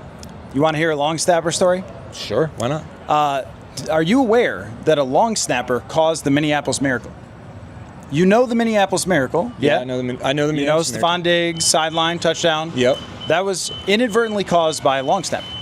The Vikings long snapper, Kevin McDermott, who you may know, you're all in the long snapper circle. Great guy. He got hurt. So they had to bring in a backup long snapper named Jeff Overbaugh, who didn't in the game know one of the calls and snapped it and went the wrong way blocking. The Saints blocked a punt, which set up a short field for Drew Brees, scored, brought them back in the game, forced the Vikings to come back. Minneapolis Miracle, long snapper.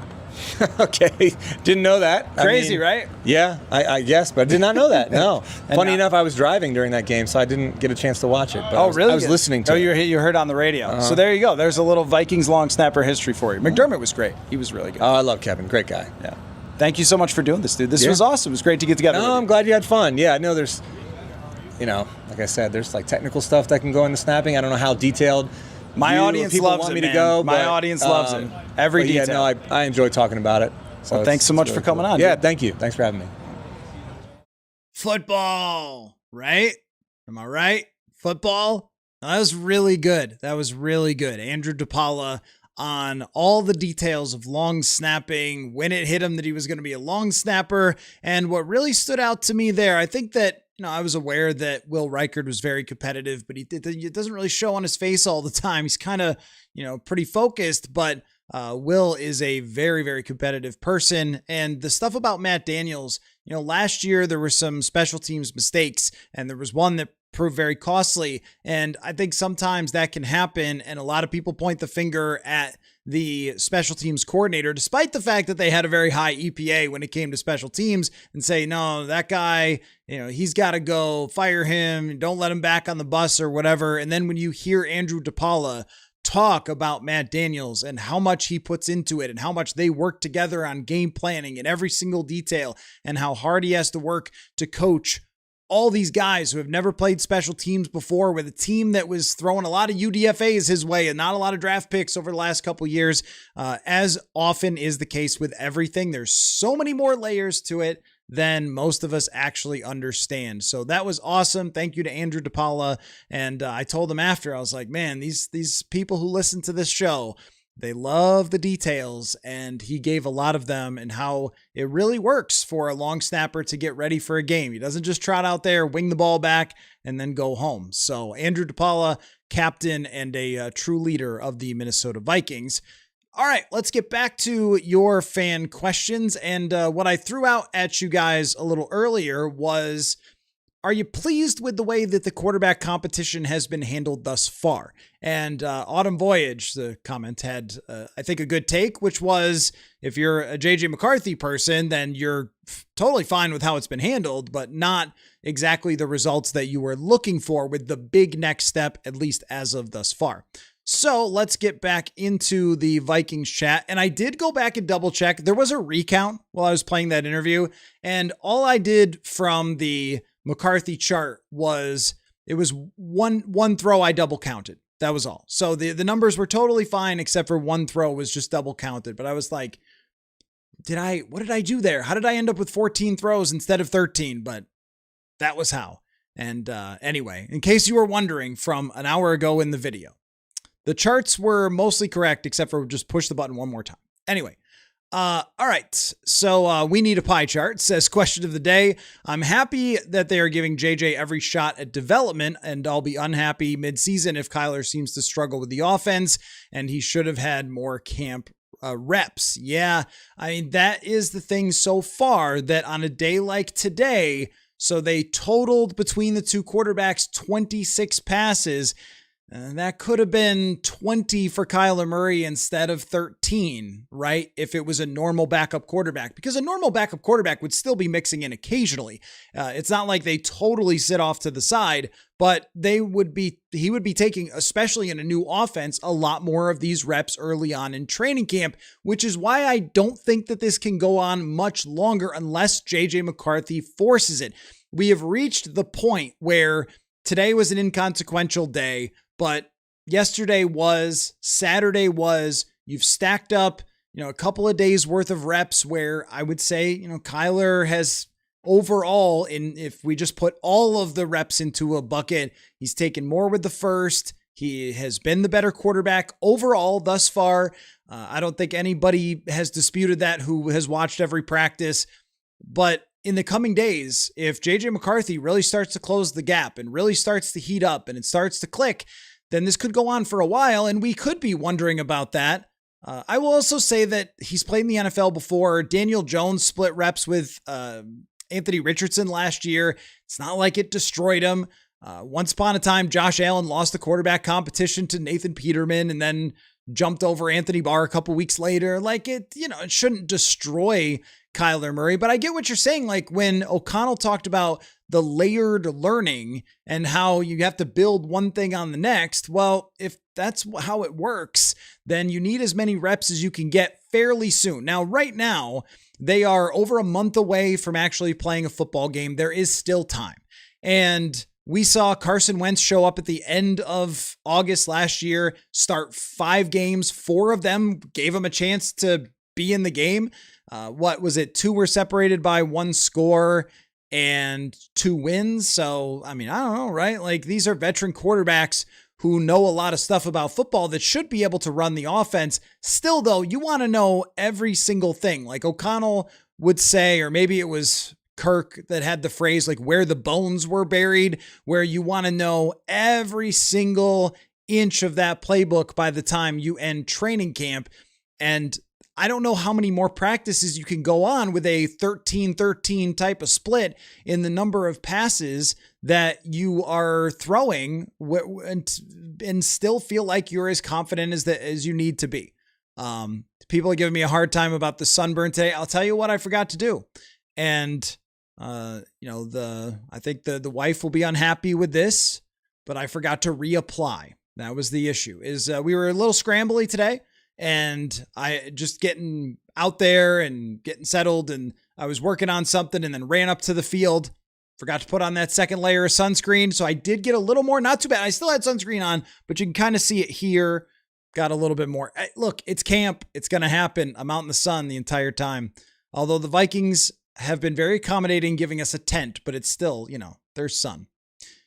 Anyway, Nolan says with Kyler already performing and competing with JJ and even looking better in some scenarios, I'm not sure what you mean. Do you mean that that you would like to see more of him looking better, or do you just mean that's the general assessment? Rich, it's been handled fine. It's obvious that Kyler has more experience, 10 games versus 8 years. I don't think it's quite 8 years. I think it's 7. Is it 7 years? 2019 to 2025. 19, 20, 21, 22, 23, 24, 27. 7 years in the league. No comparison. JJ fans need to learn it takes time to be a good quarterback. And as I always say, it's being rational in the comment section. It doesn't incite things like big arguments, but it is something that I appreciate. So that's fine, Rich. I don't know if the patience is going to pay off. I know that patience with quarterbacks is the right thing to do. And I think that Kevin O'Connell giving JJ McCarthy an opportunity to show him how far along he is and to potentially take a big step and make this really interesting. And also you have to keep in mind too, that you want JJ McCarthy to be as ready as possible if he's going to be the backup quarterback. If he's QB2, then he wants him to be as ready as he needs to be. So even if that development doesn't result in him being the starting quarterback this year, he may be the starting quarterback by week 3 if there is some sort of injury. If it goes really bad for Kyler in the first 6 weeks of the season and they're 1-5 like the Vikings were in 2020, stuff happens like that, then they're going to go to JJ McCarthy. So I see why, because I get that question a lot when I go on people's shows. Why are they even doing this? Well, I think that is one of the main reasons, is because he could end up playing. And there's no guarantee that they're going to trade him away, or, based on the quarterback tiers article from Mike Sando, I don't know how much interest there would be, because the executives were giving no leeway whatsoever for what happened last year to JJ McCarthy. They rated him as the second worst quarterback in the NFL, which, when we've talked about all the data and everything else, I kind of come back to the facts are what the facts are. And executives around the league didn't see it any differently than we did, or any differently than the data did when it came to JJ McCarthy. So if you probably can't trade him for anything more than a late day 3 pick, based on what the rest of the league thinks of him right now, and if he doesn't win the quarterback competition, then the next best option is to have 2 backup quarterbacks in case you get into a 2023 type of scenario or last year type of scenario. You have 3 quarterbacks with experience who have won some games in their careers.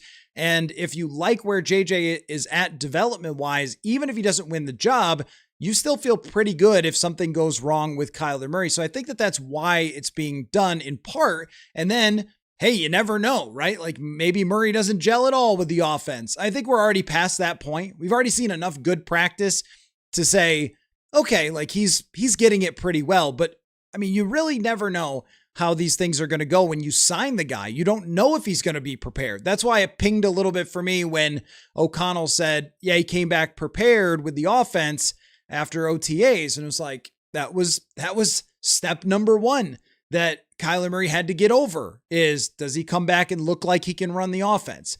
Does he have practices like he did on Saturday? Right? Does he show chemistry with Justin Jefferson, which he has to this point? But you don't know any of that when you sign him and start to design what you're going to do for a quarterback competition. So yeah, I mean, for me, I would probably have slanted a little heavier toward Kyler just early on here because of the history that he has. But in terms of giving JJ every opportunity to develop, it might end up paying off. You might look at it now and say it's a waste of time, but it might also end up paying off fairly soon. Dan, satisfied with the quarterback battle. Everyone knows Kyler's going to win. No other questions. Have you covered Brandel and the right ends? I'm not sure what you mean by the right ends, but in terms of have I covered Blake Brandel for tonight? I haven't mentioned anything about him. It's been okay. Like the snapping has been fine after a little bit of a snap foo the other day where he had a couple of fumbled snaps, but it's been okay since then. Doug, KOC is on the hot seat no matter who plays quarterback. So if we're doing like, not all hot seats are created equal. Any coach that doesn't have a playoff win 5 years into their tenure is on watch. But if it was a meter, it would definitely not be blue. But I don't think it would be red either. Like Todd Bowles is in the red. Todd Bowles takes over after they win the Super Bowl. They blow a 2021 game where Tampa Bay might have been able to go win the Super Bowl again on a Todd Bowles call. They make the playoffs. They lose in the first round to Washington. Or no, they won against Philly and then lost to Detroit. Kind of a coaching meltdown in that game a little bit, mismanagement. And then they lose to Washington, which might have been their best chance. And so they've wasted a couple of years of Kyler without going deep in, or not Kyler, Baker Mayfield, without going deep into the playoff. Like that to me. And then last year they melt down after a hot start. That to me is a hot seat where it's becoming kind of clear that the coach is really holding them back. They've had plenty of chances to win and have never maximized it, right? Like that is a true hot seat. Aaron Glenn is a true hot seat. They spent a lot of money, a huge draft class. Like you need to improve. They got you a quarterback, got you some people who can catch the football in the secondary. See what I mean? Like I don't look at like Aaron Glenn or Todd Bowles as being in the same way we talk about Kevin O'Connell. Kevin O'Connell has created a scenario here where players want to be here, quarterbacks want to be here. They have stacked a lot of talent. They've won a lot of games in 2 seasons, and even the bad seasons have not gone totally catastrophic. It feels like it's closer. Not that Tomlin is a good comparison to anyone, because, I mean, that was just crazy how they never had losing seasons. But it's a little closer to that than it is the coaches who haven't proven anything and are totally on the hot seat. So I would put it more like in the somewhere between the yellow and orange than I would it into the deep red. Like you're on watch if you don't get back to the playoffs. But I also don't think it's good process to look at a coach who has done as well as O'Connell. Not perfect, and no one says that, but who has done as well as O'Connell with 8 different quarterbacks and all that, and done as well with the starting quarterbacks in there as he has, and say, yeah, that guy, I mean, I would get rid of him if he doesn't make the playoffs this year. I don't think that's good process. But, you know, the ownership, they set a certain bar, so hard to say. Forrest, one thing we got to take into consideration is Flores' defense is the toughest of any camp in the NFL. Whoever wins the quarterback competition may be worse off than the loser. Yeah, well, I know what you mean by, like whoever is winning the competition. Do you just mean like has to face Flores' defense all the time and it's really tough? I see what you're saying, but I also think that every NFL defense is stealing from Brian Flores now. And while he is next level and while he is masterful and a lot of the guys know the defense, so that's why they're ahead of the offense on a day like yesterday or today. I also think that we saw Sam Darnold have a good camp. We saw Kirk Cousins have a pretty good camp in 2023 with Flores here. It's not like it's challenging, but it's not impossible. So you'll see bad moments for sure and great moments for the defense, but you should be playing on time most of the time. You should be throwing accurately most of the time. You shouldn't look totally flummoxed because you're going to see blitzes. You're going to see stunts. You're going to see, and I think that if we made any mistake last year evaluating McCarthy, it was too much credit for Flores' defense. I mean, not in the regular season. He deserves all the credit in the world. But I mean, in camp, it was everything that went wrong was like, well, it's young kid versus Flores defense. And we sort of discounted some of the bad days because of that, that we shouldn't have. Matt says, if Murray wins the competition, do you think it's best for McCarthy to be the backup? Do you think O'Connell would go to him first if he wanted to make the playoffs this year versus development? I think that when it comes to the backup situation, if McCarthy continues to have some struggles with playing on time, then Carson Wentz would more likely be the guy that came off the bench in a single game. So here's how I would do it if I were O'Connell right now. I would go into the first game of the season. If the season was tomorrow, Kyler's starting, Carson Wentz is QB2, and JJ McCarthy is the emergency quarterback. But if the season started tomorrow and Kyler got hurt, Wentz is a better choice to go in and try to win that game as of this moment. Just based on how he played last year, he had the best quarterback performances of the year last year for them. But if Kyler were to get hurt in week 2, and you knew that before, you would start McCarthy because you want to get McCarthy in the game. It has probably a higher ceiling than Carson Wentz. It has future implications for Wentz, right? So I think Wentz is much better qualified to come in off the bench and win a game. Whereas I think if you were talking about a long-term replacement, 5-7 weeks, that McCarthy would be the person that I would go with. If that makes sense. Bloody Soup, I don't like how fans were all about getting rid of Sam to get a quarterback on a rookie contract. Now we'll be back to $50 million per year. KOC can't develop a quarterback. I mean, KOC's had one chance to develop a quarterback, and it's this guy, and everything has gone wrong. He missed his entire development year. He was in over his head last year. His offensive line got hurt. There's just a lot that has been put on JJ McCarthy. It has not been the smoothest and easiest transition to the NFL. And I also think that when someone has the exact same problems that they had at Michigan that they do here, that I don't know if you can say, well, Kevin O'Connell, why aren't you a miracle worker when it comes to fixing someone's accuracy? I think that if there's a criticism about O'Connell that would be correct, and the organization and all involved in drafting him, it would be thinking that you can fix accuracy.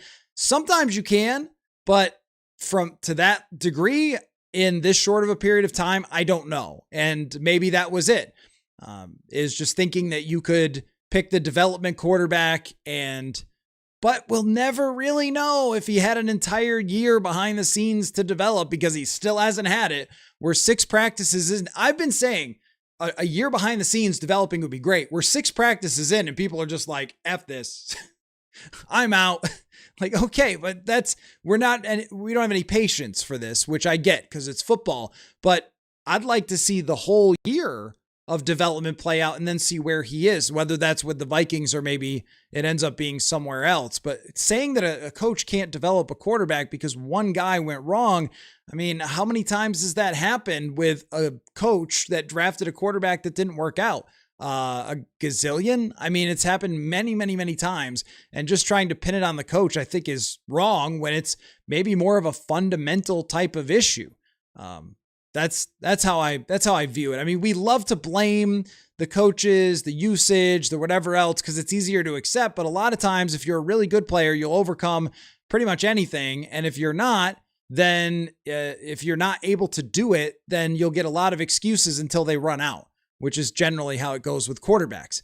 It's someone else's fault. It's the receivers, it's the line, it's the coach. I guarantee if you go to any bust around the league and go back and Google what fans were saying, it's Justin Fields, it was Trubisky, it was Matt Nagy's fault. Probably not. Justin Fields, it was Eberflus's fault. Probably not.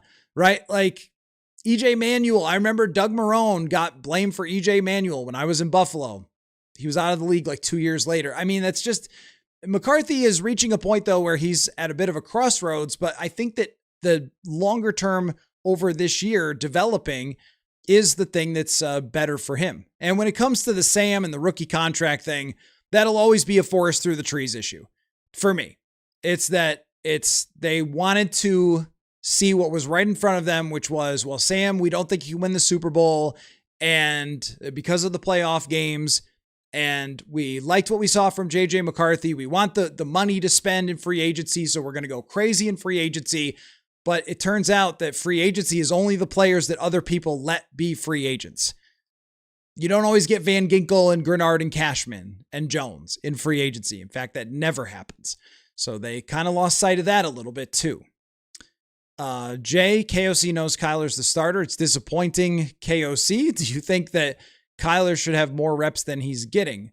I think that if you believe that they've always known Kyler was going to be the starter, I think they've always had a sense he was going to be the starter, would be my guess. When they sign him, they probably tell him, look, here's how it's going to go, and you should win the job based on your talent and your ability in your past, and we're bringing you in to be a starter, and you could even potentially be our long-term starter. I'm sure they told him that stuff when they signed him, but you're going to have to earn it. And if you're okay with earning it, then, go do it. I'm sure that was the conversation, because Kyler wasn't going to sign with anyone who told him you're not going to be the starting quarterback, I don't think. But I also think that we are very early still, that tomorrow, now pads coming on is a big moment. I didn't know they were going to go shells today. Kind of thought this would be like 3 really intense practices, but it's fine. Give veterans a day off. You don't want Andrew Van Ginkel getting hurt because he's practicing 3 times in a row in the beginning of training camp. Like, let him ramp up. Let these guys ramp up. We want all these answers right now. We have to remember we're in day 6. So we're not like totally there yet. We're not even to a preseason. We're not even to a night practice.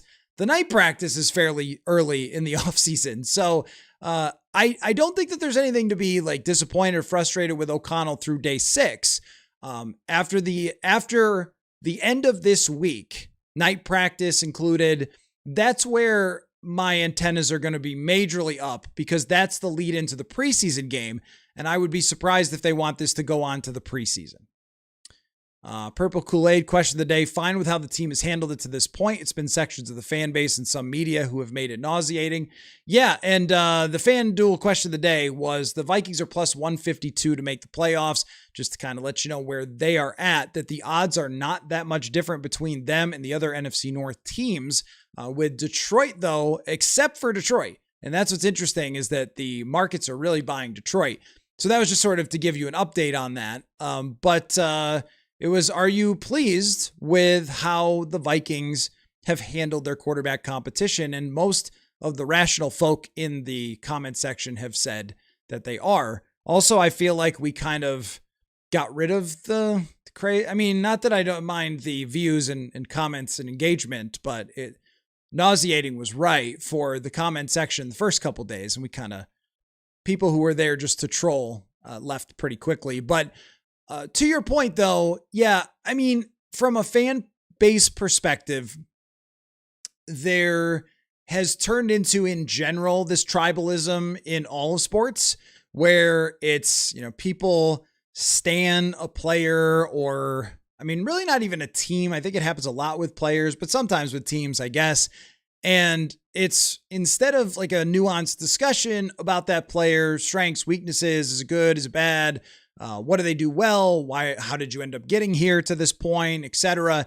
It's really much more of kind of fake news. Like, I don't like to use that term necessarily, but that's kind of what it feels like. When people are tweeting things that weren't said in press conferences, or clipping videos to make certain things look a way that they really weren't during practice. That's what concerns me, because that kind of feels like politics, and I just don't want sports to feel like politics. The reason that I like sports is that at the end of the day, there's a scoreboard, and we can all agree on the facts of what happened, right? These are the facts, and now let's form our opinions around them, as opposed to these are my facts versus these are your facts. And that's why I've tried to track every single pass, and I've made all the charts out of it, and I put one extra bad throw there today and felt bad about it. Like, oh, I pushed the button one too many times. But like, this is why I've tried to do it in a scientific way. And even today, there was a little debate in the tent of, would you call that a positive throw? McCarthy had one where he really ripped it on an out route. And I was like, is that a plus? And so we had a little conversation. We decided it was a positive play, so we went with it. and like trying to do it in the most scientific and reasoned way. And to also realize where both quarterbacks are in their careers and be understanding of that. I mean, I guess that's just not how the common denominator works. I mean, if you want to be the person that plants a flag and you're going to back somebody forever, no matter what, and if they do wrong, you're going to scream and cry that you didn't really just see them do wrong. I mean, I think that's deranged personally, and I don't understand it. So I guess that's why this show has not been for people like that, because this is more about data and facts and talking to as many people as we can and everything else, as opposed to, you know, going on some tirade about how somebody's been wronged or whatever. Like, it just doesn't make sense. It just doesn't make sense to me, because those are not the facts. I think this has been handled very, very evenly by Kevin O'Connell. He needs to give Kyler Murray more of the first team reps, especially on a day like Saturday when he was earning it by outperforming McCarthy. But if McCarthy outperforms Murray in the next couple practices, then he needs to get more as well, because we might have something on our hands. I think it's going to continue to just slowly nudge more and more toward Kyler Murray till we get the announcement. But as I've said, we don't really know how these things are going to play out. Let me get you a quick reminder of our sponsors, and then we will head back to the conversation. Great comment section tonight for not having as much news as I would love to, because they didn't have a big practice today. Great audience. Really appreciate you guys. And I hope you enjoyed the Andrew DePaola conversation. But I want to tell you about my friends at Brooklyn Bedding. I have to say, training camp starting was my favorite day so far of 2026. But my second favorite day was when the mattress from Brooklyn Bedding showed up at my doorstep. I'm big on buying things that will last and not just buying a mattress that will be disposed of in 6 months because it turns into a hammock or something.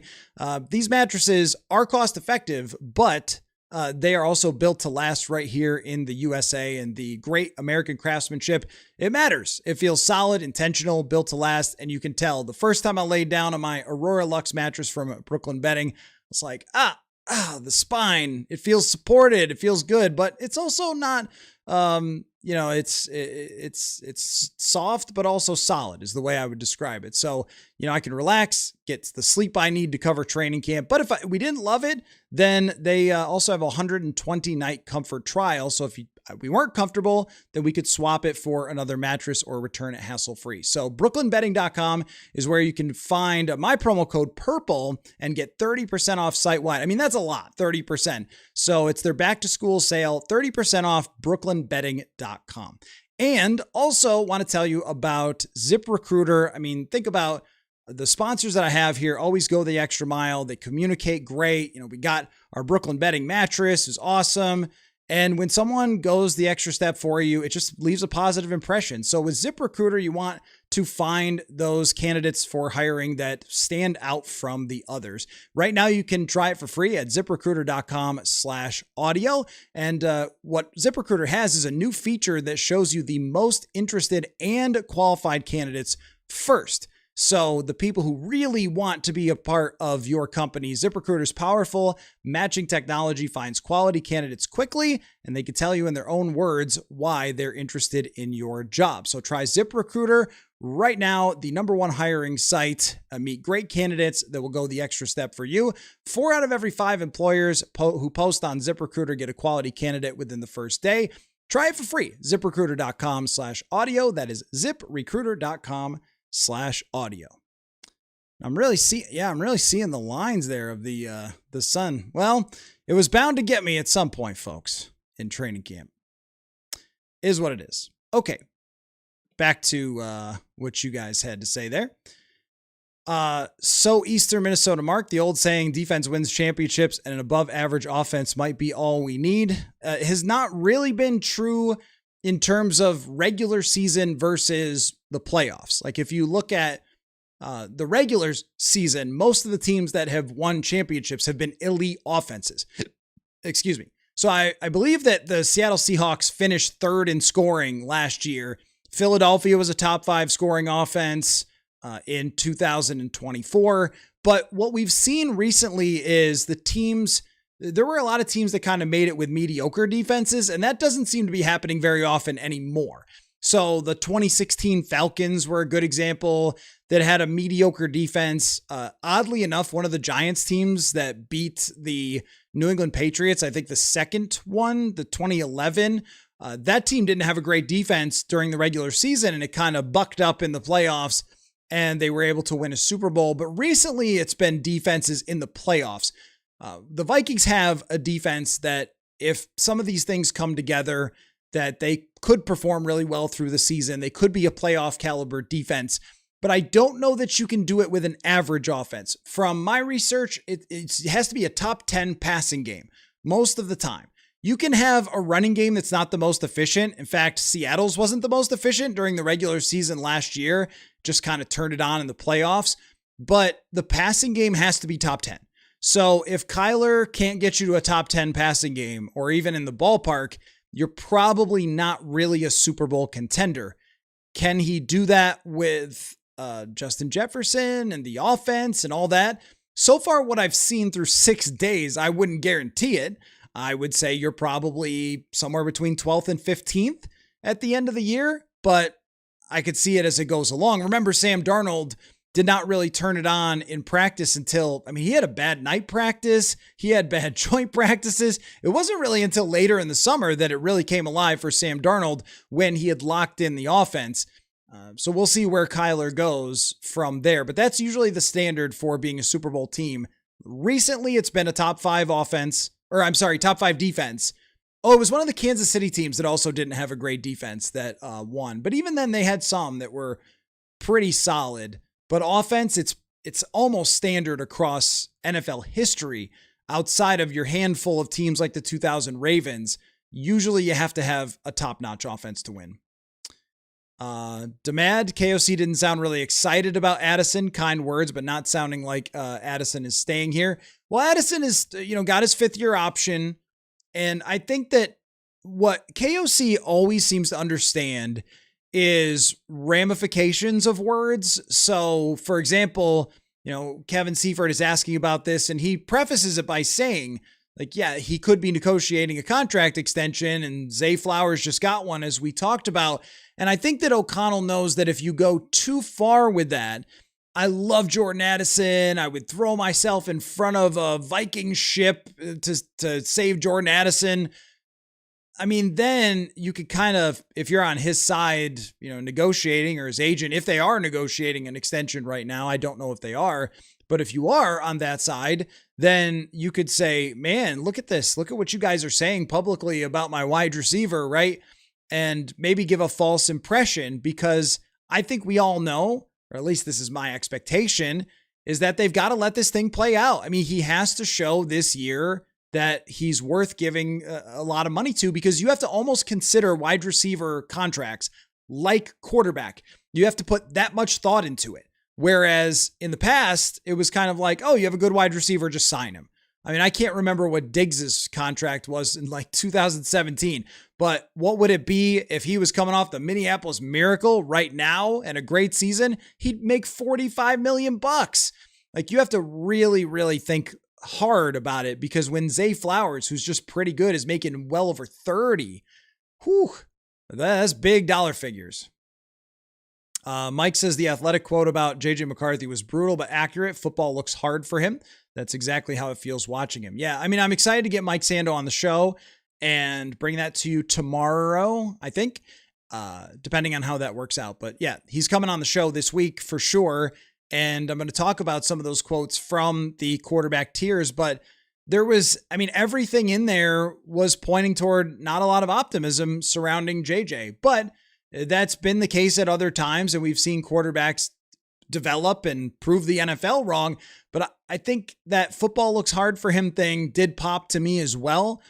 Last year when he was playing, it looked hard. It looked like everything was an absolute grind.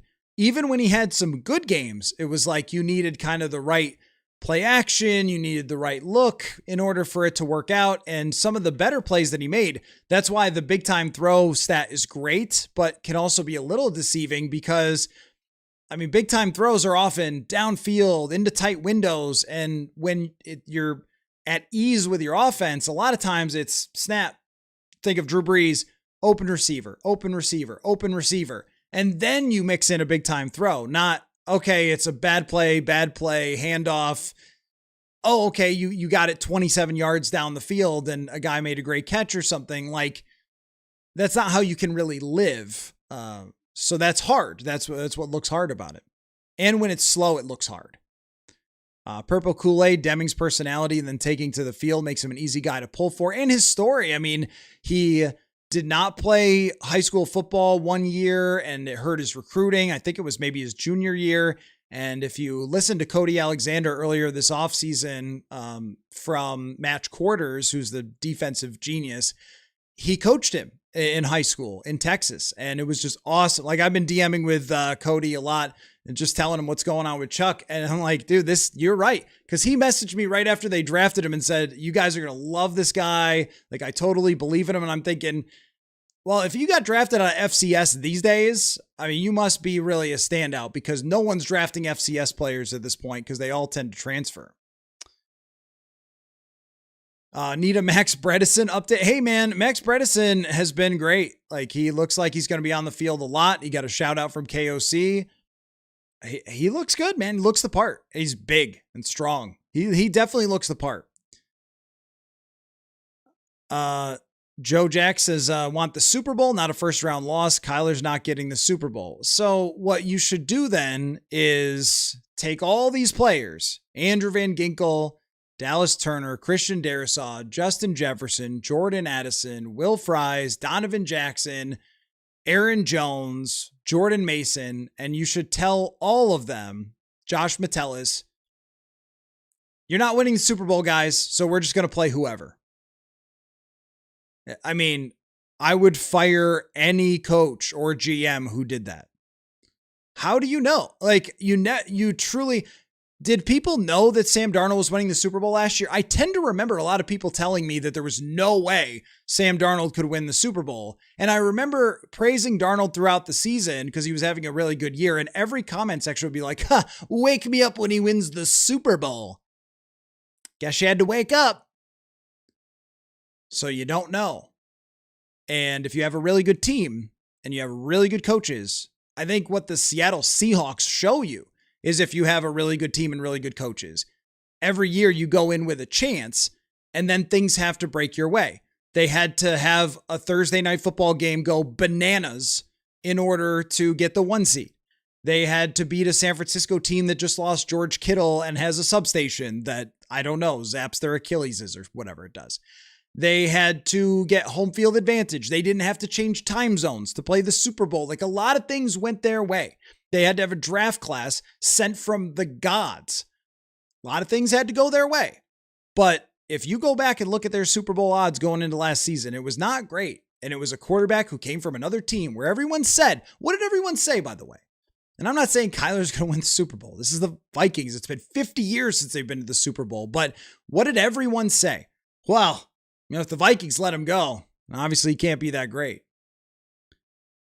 Abnormal says we're surely reaching the point of doing more harm than good in drawing out the quarterback competition. I get having a rest day and not burning out, but look at the numbers the Browns have. More reps are okay. Not sure that I would use the Browns for anything, but I understand what you're saying, that they have not picked it up so far early. In general, I believe that they pick it up a lot more into the joint practices and that they try to create a training camp where early on it's a lot of rest, it's not a ton of intensity, and then it builds.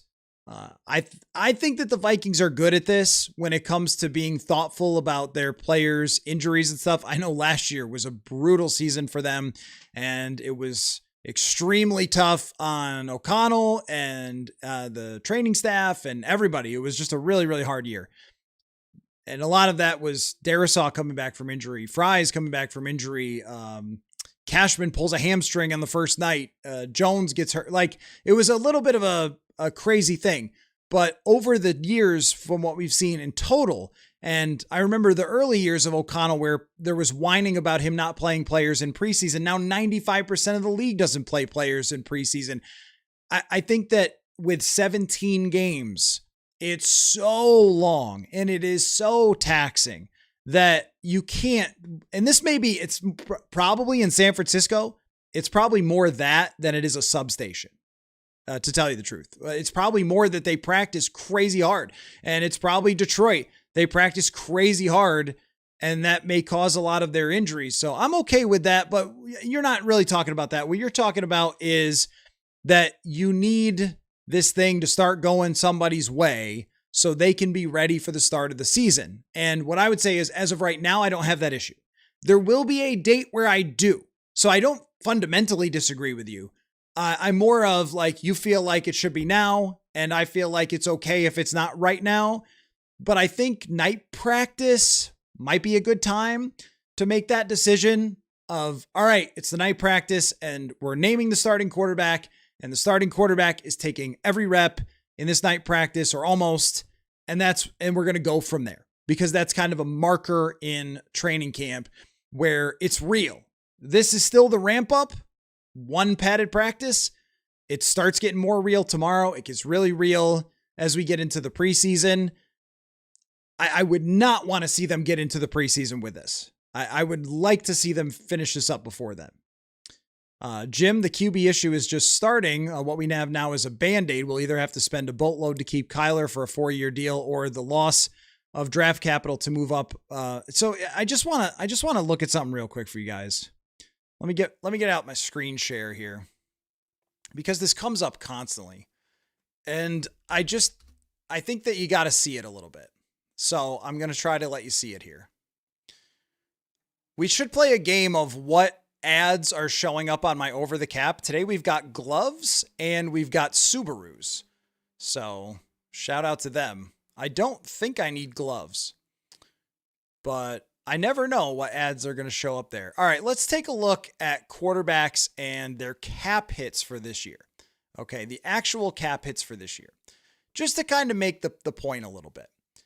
So the highest cap number in the NFL right now. So you hear all the time, quarterbacks are making $60 million, $50 million. I have heard this about Kyler. I have heard so many times from fans, he's going to make $50 million a year. There is not a single quarterback in the NFL this year with a $50 million cap hit. Not one.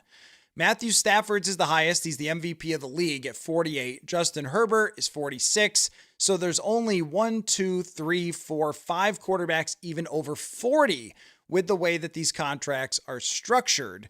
And then there are another handful that would be maybe in the same range as Kyler, where it's in the 30s. So that's Baker Mayfield, it's Sam Darnold, Jared Goff, Burrow, Jordan Love, Patrick Mahomes, 34. Lamar Jackson, 34. His contract was supposed to be untenable when they signed it, the $34 million cap hit. Now, look at the cash. There are some guys who are making, a lot more cash than they are what their cap hits are. And eventually the bill comes due. But here's a guy who's a great example, Daniel Jones. He signs a contract with the Indianapolis Colts. And, oh my gosh, it's $88 million. How are they going to afford this? Well, this is what it really looks like. His cap number for this year is $19 million. And if they restructure for next year, it will be about, what's 46 minus 27? Whatever that is. Is that 19? There it is. And there's a void year. And I know nobody loves void years. Definitely not. And a lot of these contracts have them in there, these void years, that eventually the deal comes due. But Kirk Cousins' deal had void years, and the bill came due. Do you know what year it came due? Oddly enough, 2024, when the Vikings won 14 games.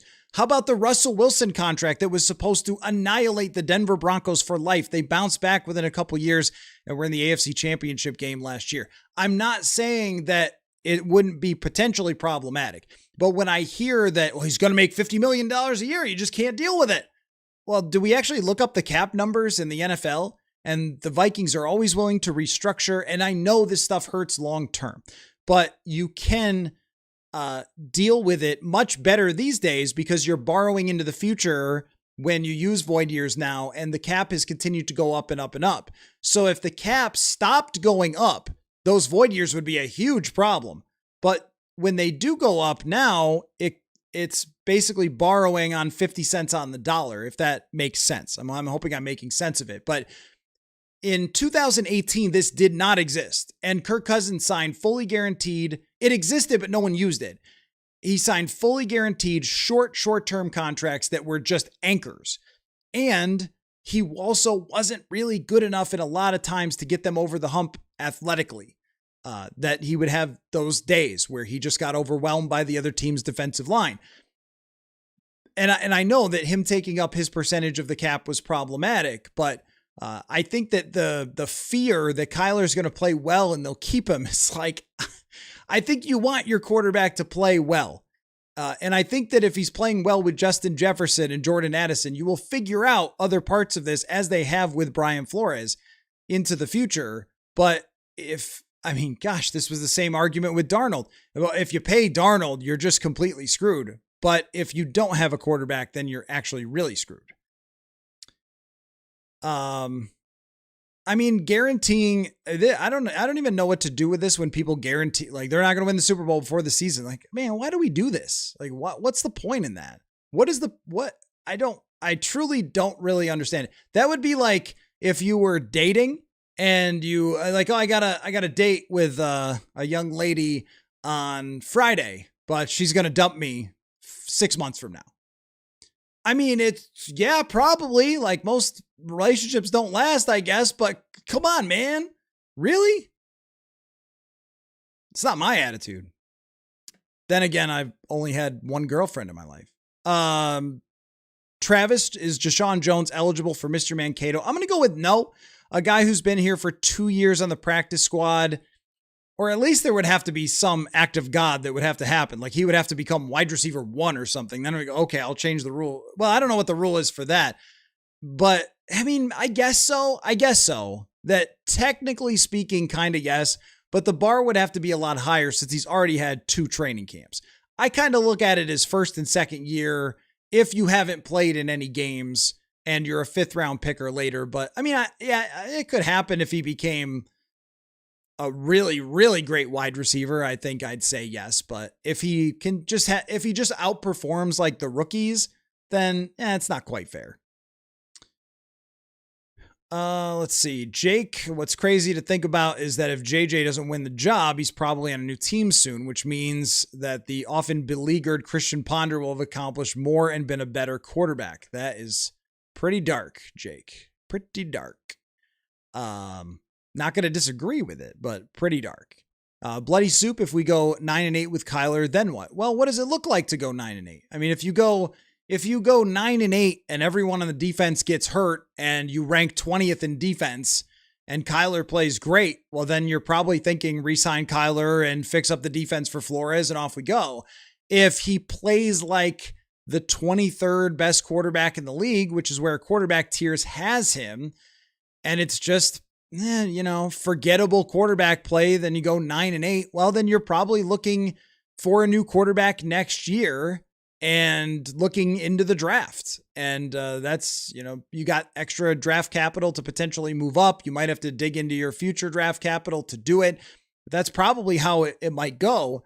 Or you could trade for Jalen Milroe of the Seattle Seahawks or Joe Burrow. Like, we have no idea what the quarterback landscape. I didn't think Kyler Murray was going to be a Viking last year. Did you? So you never know what can happen. But I do think 9-8 is the worst scenario if Kyler were to play fine. Like, imagine that he has 12 or 13 good games and 5 just pretty bad. They lose because of him. And then they get some bad breaks and it's just okay. It's just the middle of the pack. And what do you do there? I mean, are you signing him to a short-term deal? Are you just letting him go? I mean, I think that's the hardest scenario, because if he wins 8 and they don't have a top 10 offense, okay, well, hopefully there were some fun memories. And if he wins 11 and they have a top 10 offense, well, that's probably a quarterback you want to continue to go forward with. But if not, I mean, if it gets stuck in the middle, that's a tough place to be. I think that fear is rational. The fear of, oh, what if they pay him? That one's a little less rational these days. It would have been in years past. The magic scientist who is returning punts and kicks, that would be Miles Price, but they've mixed in some other guys. Ty Felton has been in that conversation, and Damon Claiborne I've seen back there doing it, a couple other guys, but it's got Miles Price is going to be that guy. Nolan says, for how long it's taken for JJ to get acclimated to the NFL, I think they should stop wasting time and give full reps to the guy who's proven to have crazy talent with more experience and doing better already. I think that's fair, and I think it's fair within the next couple days. If it doesn't happen within the next couple days to raise more of an eyebrow, to this point, the acclimation process, okay, still would have liked to see a heavier weight toward Kyler Murray, but all right, like giving JJ, development time and every opportunity, I'm totally okay with. And, I saw that KOC was on with Dan Barrero and he talked about, still wanting to develop McCarthy. And I think he's done a lot of developing in terms of the reps that he's given him, every opportunity here so far. But that has to change when it gets serious. Like the first day of pads is pretty serious.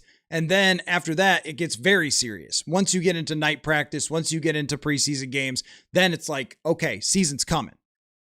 That's when you got to make a shift. Toll House, here's the tough thing. And I get it when you're talking about waiting for 60 years, either win the Super Bowl or have a top 3 draft pick. I mean, you're talking to the tank king here, right? I've advocated this team go to the bottom in several seasons throughout my time covering them. They've never done it. They're not going to do it. But when you talk about winning the Super Bowl, you have to take a look at the landscape right now. Like when you look at the tiers article and you see how many tier 3 quarterbacks there are, and their teams had a lot of success, and even fringe tier 2s, it really shows you that building the right team around a very talented quarterback is a way to win. Is Kyler Murray better than Bo Nix? Like, I think they're in the same tier. They're kind of similar, but Murray's had a higher end season than Nix had last year.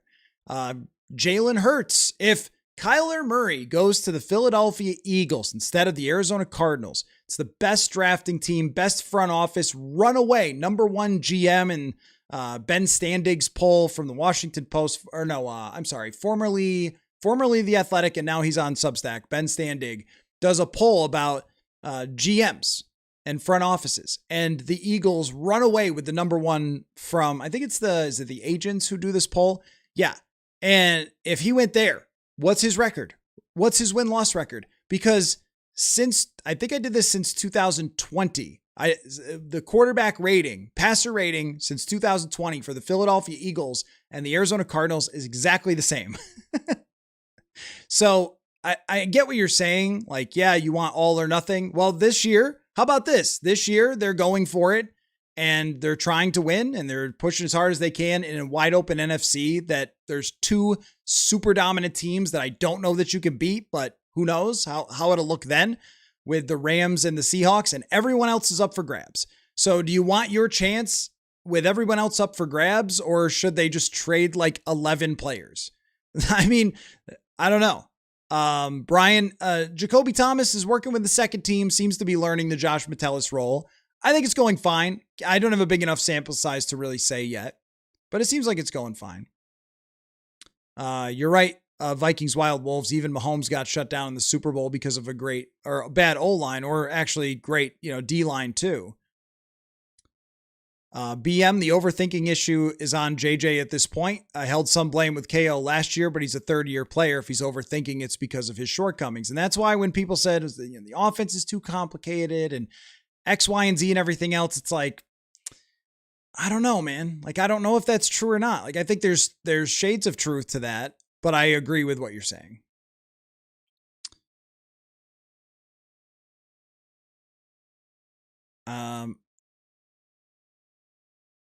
I'm not sure exactly. I'm not sure what you mean there, Abnormal. Sorry if I'm not understanding the question. Benta Too Good says, in B-Flow's system, I bet safety is more complex than a standard scheme. Oh, for like Jacoby Thomas? Oh, yeah, I think that's why it's a multi-year development plan. I agree with that. Definitely agree with that. Josh, the preseason needs to come sooner. I got bad news for you, Josh. It gets here, and then you watch it, and you're like, oh, man, they're not even really doing a preseason. Can't trust Renner. He's a Packers fan. Renner is one of my all-time favorites. I think he's one of the best people that does football analysis in the world. But he is a lifelong Packers fan. He's always been very fair when I brought him on the show, though.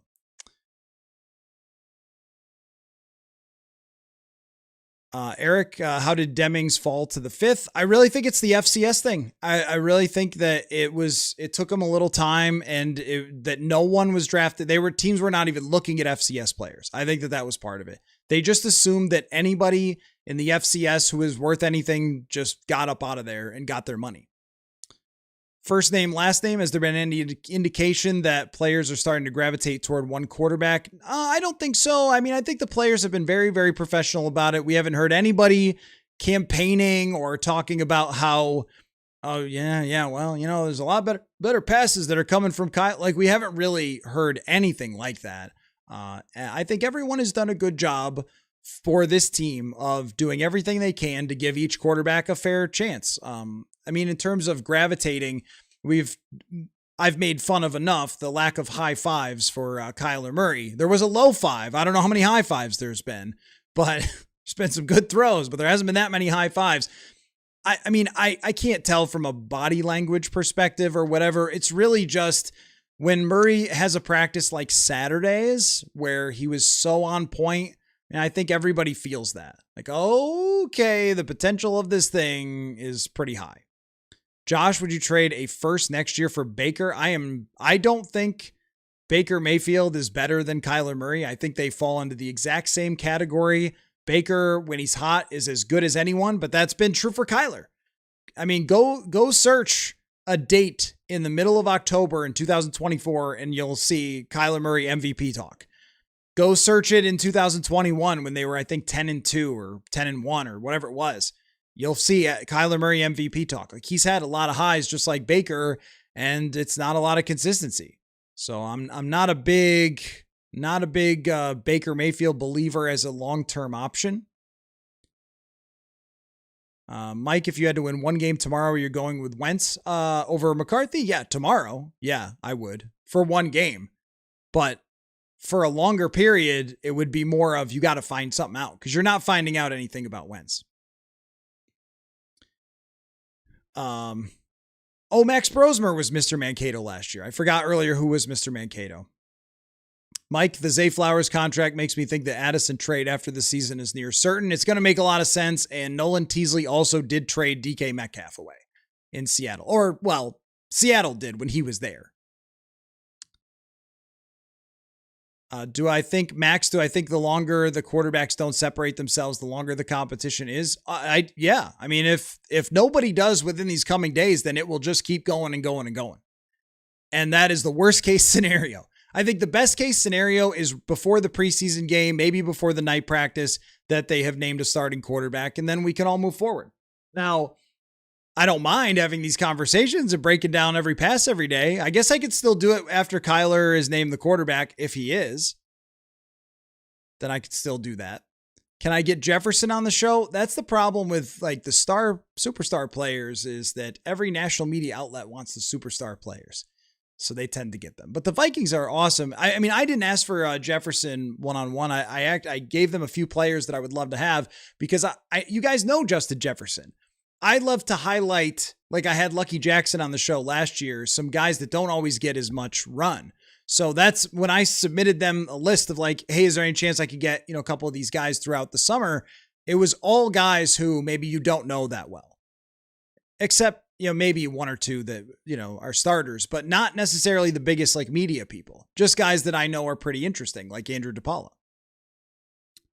Would love to have Will Reichert on at some point. He's an interesting dude. He is. I've interviewed him a couple times for articles. Sean, curious how Chuck D's camp compares to Dantzler's. So Dantzler's, was that, what am I thinking of? Was that 2020? 2020 camp, man, total disaster all around. It was like 3 weeks long. It was a mess. Even Justin Jefferson couldn't separate himself. I remember thinking Dantzler looked okay, but he was nowhere near the athlete of Chuck Demmings. Like, not even close. Demmings is a elite level athlete. Like, his burst and his twitch and his jump. I mean, he is just very, very, very fast. Dantzler was not fast. Dantzler, if he was ever going to, I think that was actually the main issue, is that he just didn't have enough quick twitch. And I don't know that he really mastered the defense that well, but I mean, his quick twitch was nowhere near what Chuck Demmings is. I think that's what's really making him stand out in this environment. Glad you guys enjoyed the interview. You're completely wrong about Matt Daniels being a bad special teams coach. So I'm still white. I'm just less white. Yeah, I know. I mean, it's not that bad. I have naturally red cheeks anyway. So then if they get any sun, they just turn into... It wasn't even hot today, actually. It was only like 76 out there. Thank you, Austin, on the coverage. Demad KOC announced a preseason game 1 starter with below average play from both quarterbacks. We'll see them play equally. If I had to guess, it's possible that they could get into the preseason. I think we'll have a starting quarterback before that, unless it goes pretty bad. That guy's nice. Says, wonder if you've heard any insight on the safeties, who's playing where and such. Yeah. Byron Murphy talked about that the other day. Josh Metellus is really head of the snake. He's taking over Harrison Smith's spot. Jay Ward is the big nickel and Theo Jackson is the free safety. That's the way it is right now. I expect that to be their first play of the game in the season defense and then go from there. But that's how it's going to be, I think, all the way through training camp. And then Jacoby Thomas is going to be working and developing. But I didn't really expect that he would come right in and just take a job from someone. He would have to go a long way in order to do that. But that's kind of where the safeties are right now. Prodez says Demmings and Jennings got into a little bit of practice. Yeah. Those are two guys who know how to talk some trash. That's for sure. It wasn't too serious, just a little pushing and shoving. Steven, the Mr. Mankato race, Demmings, Bartholomew, Felton, and honorable mention Bredesen. Yeah, Felton, right. I don't think Felton qualifies. He's drafted too high and he played last year. So I don't think that he qualifies. Dirty Mike, who was worse than McCarthy for the executive? Shedeur Sanders, I think, was worse. Terror is me. JJ still has a lot of upside you could talk yourself into. Great tools, and I believe he's 23 years old. Tools are right. He does have tools, but at some point, it has to start looking like quarterback play. To this point in training camp, it hasn't. It has not looked like NFL caliber quarterback play to this point. Not starting quarterback play. Dan, oh, right. Yeah. Okay. I should have known. I'm sorry. You said earlier right ends and you meant tight ends. I should have gotten that. I was like, wait, right defensive ends? What am I seeing from the run game? They had a pretty tough day the first day of practice, but that always happens. And today they didn't go in pads. So we're going to be watching the run game much closer as this goes into the more padded practices. I can't say yet, just other than the first day, they hit a couple of big plays, but the defense was for sure ahead of the offense there. Steven, how much have you seen McCarthy grow over his free training camp? Is that another typo? You mean like over this training camp or his first? I bet you mean first. That's kind of the problem is like not much. I mean, some of the errant throws and stuff that we saw when he first got here are still happening. And that's really the concern is that the timing is not a lot better and the consistency of the throws are not a lot better. And the trend has been that in 2024 camp, it started out pretty rough and then he improved a lot toward the middle of camp. And then last year was toward the end of camp that he improved. It took a long time to get on point. Now there's not time for that to happen here. It's like year 3. It's gotta look better, but we're only one padded practice in. So we'll give it a little more time than that. But over his first training camp, I can't say that it looks a lot different. I agree, Scott, that he should just run the practice squad all year and get as many reps as he can. Austin, KOC's last press conference sounded like he talked to McCarthy about the benefits of learning as the backup quarterback, or am I reading it too much? Press conference, or was that like an interview? Because I heard the Dan Barrero interview where he talked a little bit about stuff like that with McCarthy. But I mean, wherever he may have said it, maybe I missed a comment in there somewhere, but like wherever he may have said it, like there's a huge benefit. Like ask Jordan Love, ask Malik Willis. He's actually more like Malik Willis than he is Jordan Love because some of the same problems. Malik Willis was a slow processor and was a one-speed thrower, and now he's getting a starting opportunity after playing really well for the Packers. Time gives you a chance, but he's got to give it to himself, and the team has to give it to him as well. So, yeah, that's the one you're talking about with Barrero, I think. Carson is like Joe Cap is my favorite comment of the night. Thank you, Roger. I don't know that he's like Joe Cap, but I love that. I love a Joe Cap reference. Okay, so who would I pick as the backup guards? Now there's Joel 2.5 hours into the live stream dropping in to ask how I feel about the backup guards. We got a Joe Cap reference and backup guard conversation. Just respect to you guys. I was just about to say, all right, we'll catch you tomorrow. And then like, there it is. At the moment, it's Henry Bird and Joe Huber. Huber was a UDFA from last year who got into the Cleveland game. Henry Bird is 27, but he's never played. So he has been on this team for multiple seasons, and he's just never gotten into a game. They must like him enough to believe that he should be out there, but Walter Rouse has been with the third team the entire time, which is not really a great sign for his future. But thank you, Joel, for asking that question. I love that question. And Steven jumps on the question just in case I missed it.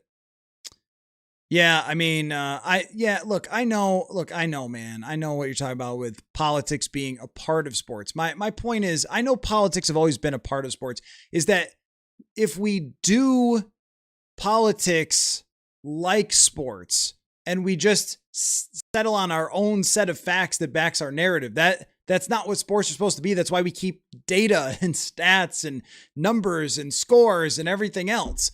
Like you can't, in politics, they don't have scores. They don't have two teams play and then decide at the end who's the better team based on how they played each other, right? Like that's the just thing about sports is that you feel like the result at the end, regardless of how you got there, the team that won the championship, they never have to give it back. They win, right? And with this McCarthy thing, it has felt like politics in that some people have decided on their own set of facts that are not actually factual.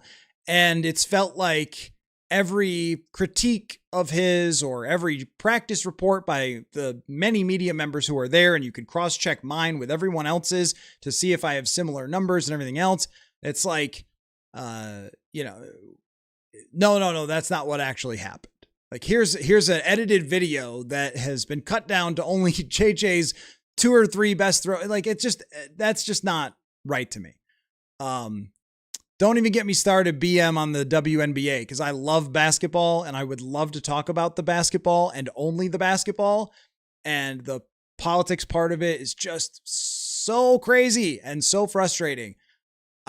15 teams, fascinating storylines everywhere. I would love if the media talked about it.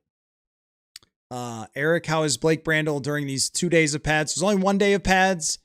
It was not great, like from the run game perspective, but we'll give it more time. The snaps were okay. The pass protection was fine.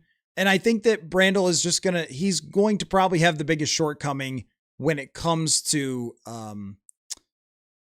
the run game. That's where it's going to probably be the biggest shortcoming. He's a huge guy having to get out of his stance and get moving. I think he can, but I don't know if he's going to be a plus player in the run game, but we'll see as it goes along. You're right, BM. Teddy was close to universal love going into that preseason. I remember that because that's when I got hired. Shirley, who stood out the most on defense since pads went on. I mean, Chuck Demmings has just been the guy who stood out the most for players who are not like Isaiah Rodgers, because Isaiah Rodgers is probably the answer for the first day of pads, but they'll get the pads back on tomorrow. I don't believe Vikings Wild Wolves that Teddy Bridgewater was overrated. I don't believe that at all. I mean, I think that he was developing as the team was growing, and it was a run-first offense with Adrian Peterson, so they did the job that it took to win games, which was play a very conservative type of style in 2015. That got them to the division championship, but he was still a developing quarterback. If he had been on the 2017 team, how would that have ended up looking? The Bronze Solo, how many wins will the Vikings have after 5 weeks? Well, you've got Green Bay, Chicago split there, and Tampa Bay. I remember, I think I picked them to start 2-0 and then take a loss in Tampa Bay. So let's say 2-1, and it was week 4. Is week 4 Miami? I shouldn't have to look this up. I should be better than this now with the schedule. I don't have it memorized yet. Who is week 4? Is it Miami? It is. Oh, it is Miami. And then the Saints. So winnable. 3-2. I'll go 3-2. 4-1 would be the best case scenario. I'll go 3-2. Yeah, I agree, BM, that Teddy was on kind of a Kirkian path with a little more playmaking. But, if Kirk was on the 2017 Vikings, there's a great chance to win the Super Bowl. That's why they signed him. I have soft hands? What are you talking about? Where did that come from? I don't know where that came from. We've gotten to the weird end of the show. So you guys you're right, Matt, that Kyler will not have, it's not going to be $50 million if he has a good year, probably. Because Sam had a great year and Sam got like $33 million a year. So the contracts are not as out of control as they were once. Anyway, great conversation, guys. Love this. Really thankful for the Vikings getting me Andrew DePaola to bring on the show. Hope to do that again for you guys. Maybe, a couple other times during training camp. So I'm glad that everybody could tune in and listen to an episode without an intense practice. But trust me, tomorrow, oh yeah, it's going to be intense. Also, I've got 2 really great guests coming up on the show that I'm recording the pods tomorrow, but we'll probably save for the off day on Thursday that I'm very excited about, including Mike Sando, to break down those quarterback tiers. And then there's maybe a surprise guest too that I think you guys are really like. So thanks everybody for watching. If you got to this point, you're incredible. So thank you guys for participating and for a pretty chill and fun conversation. We'll talk to you tomorrow.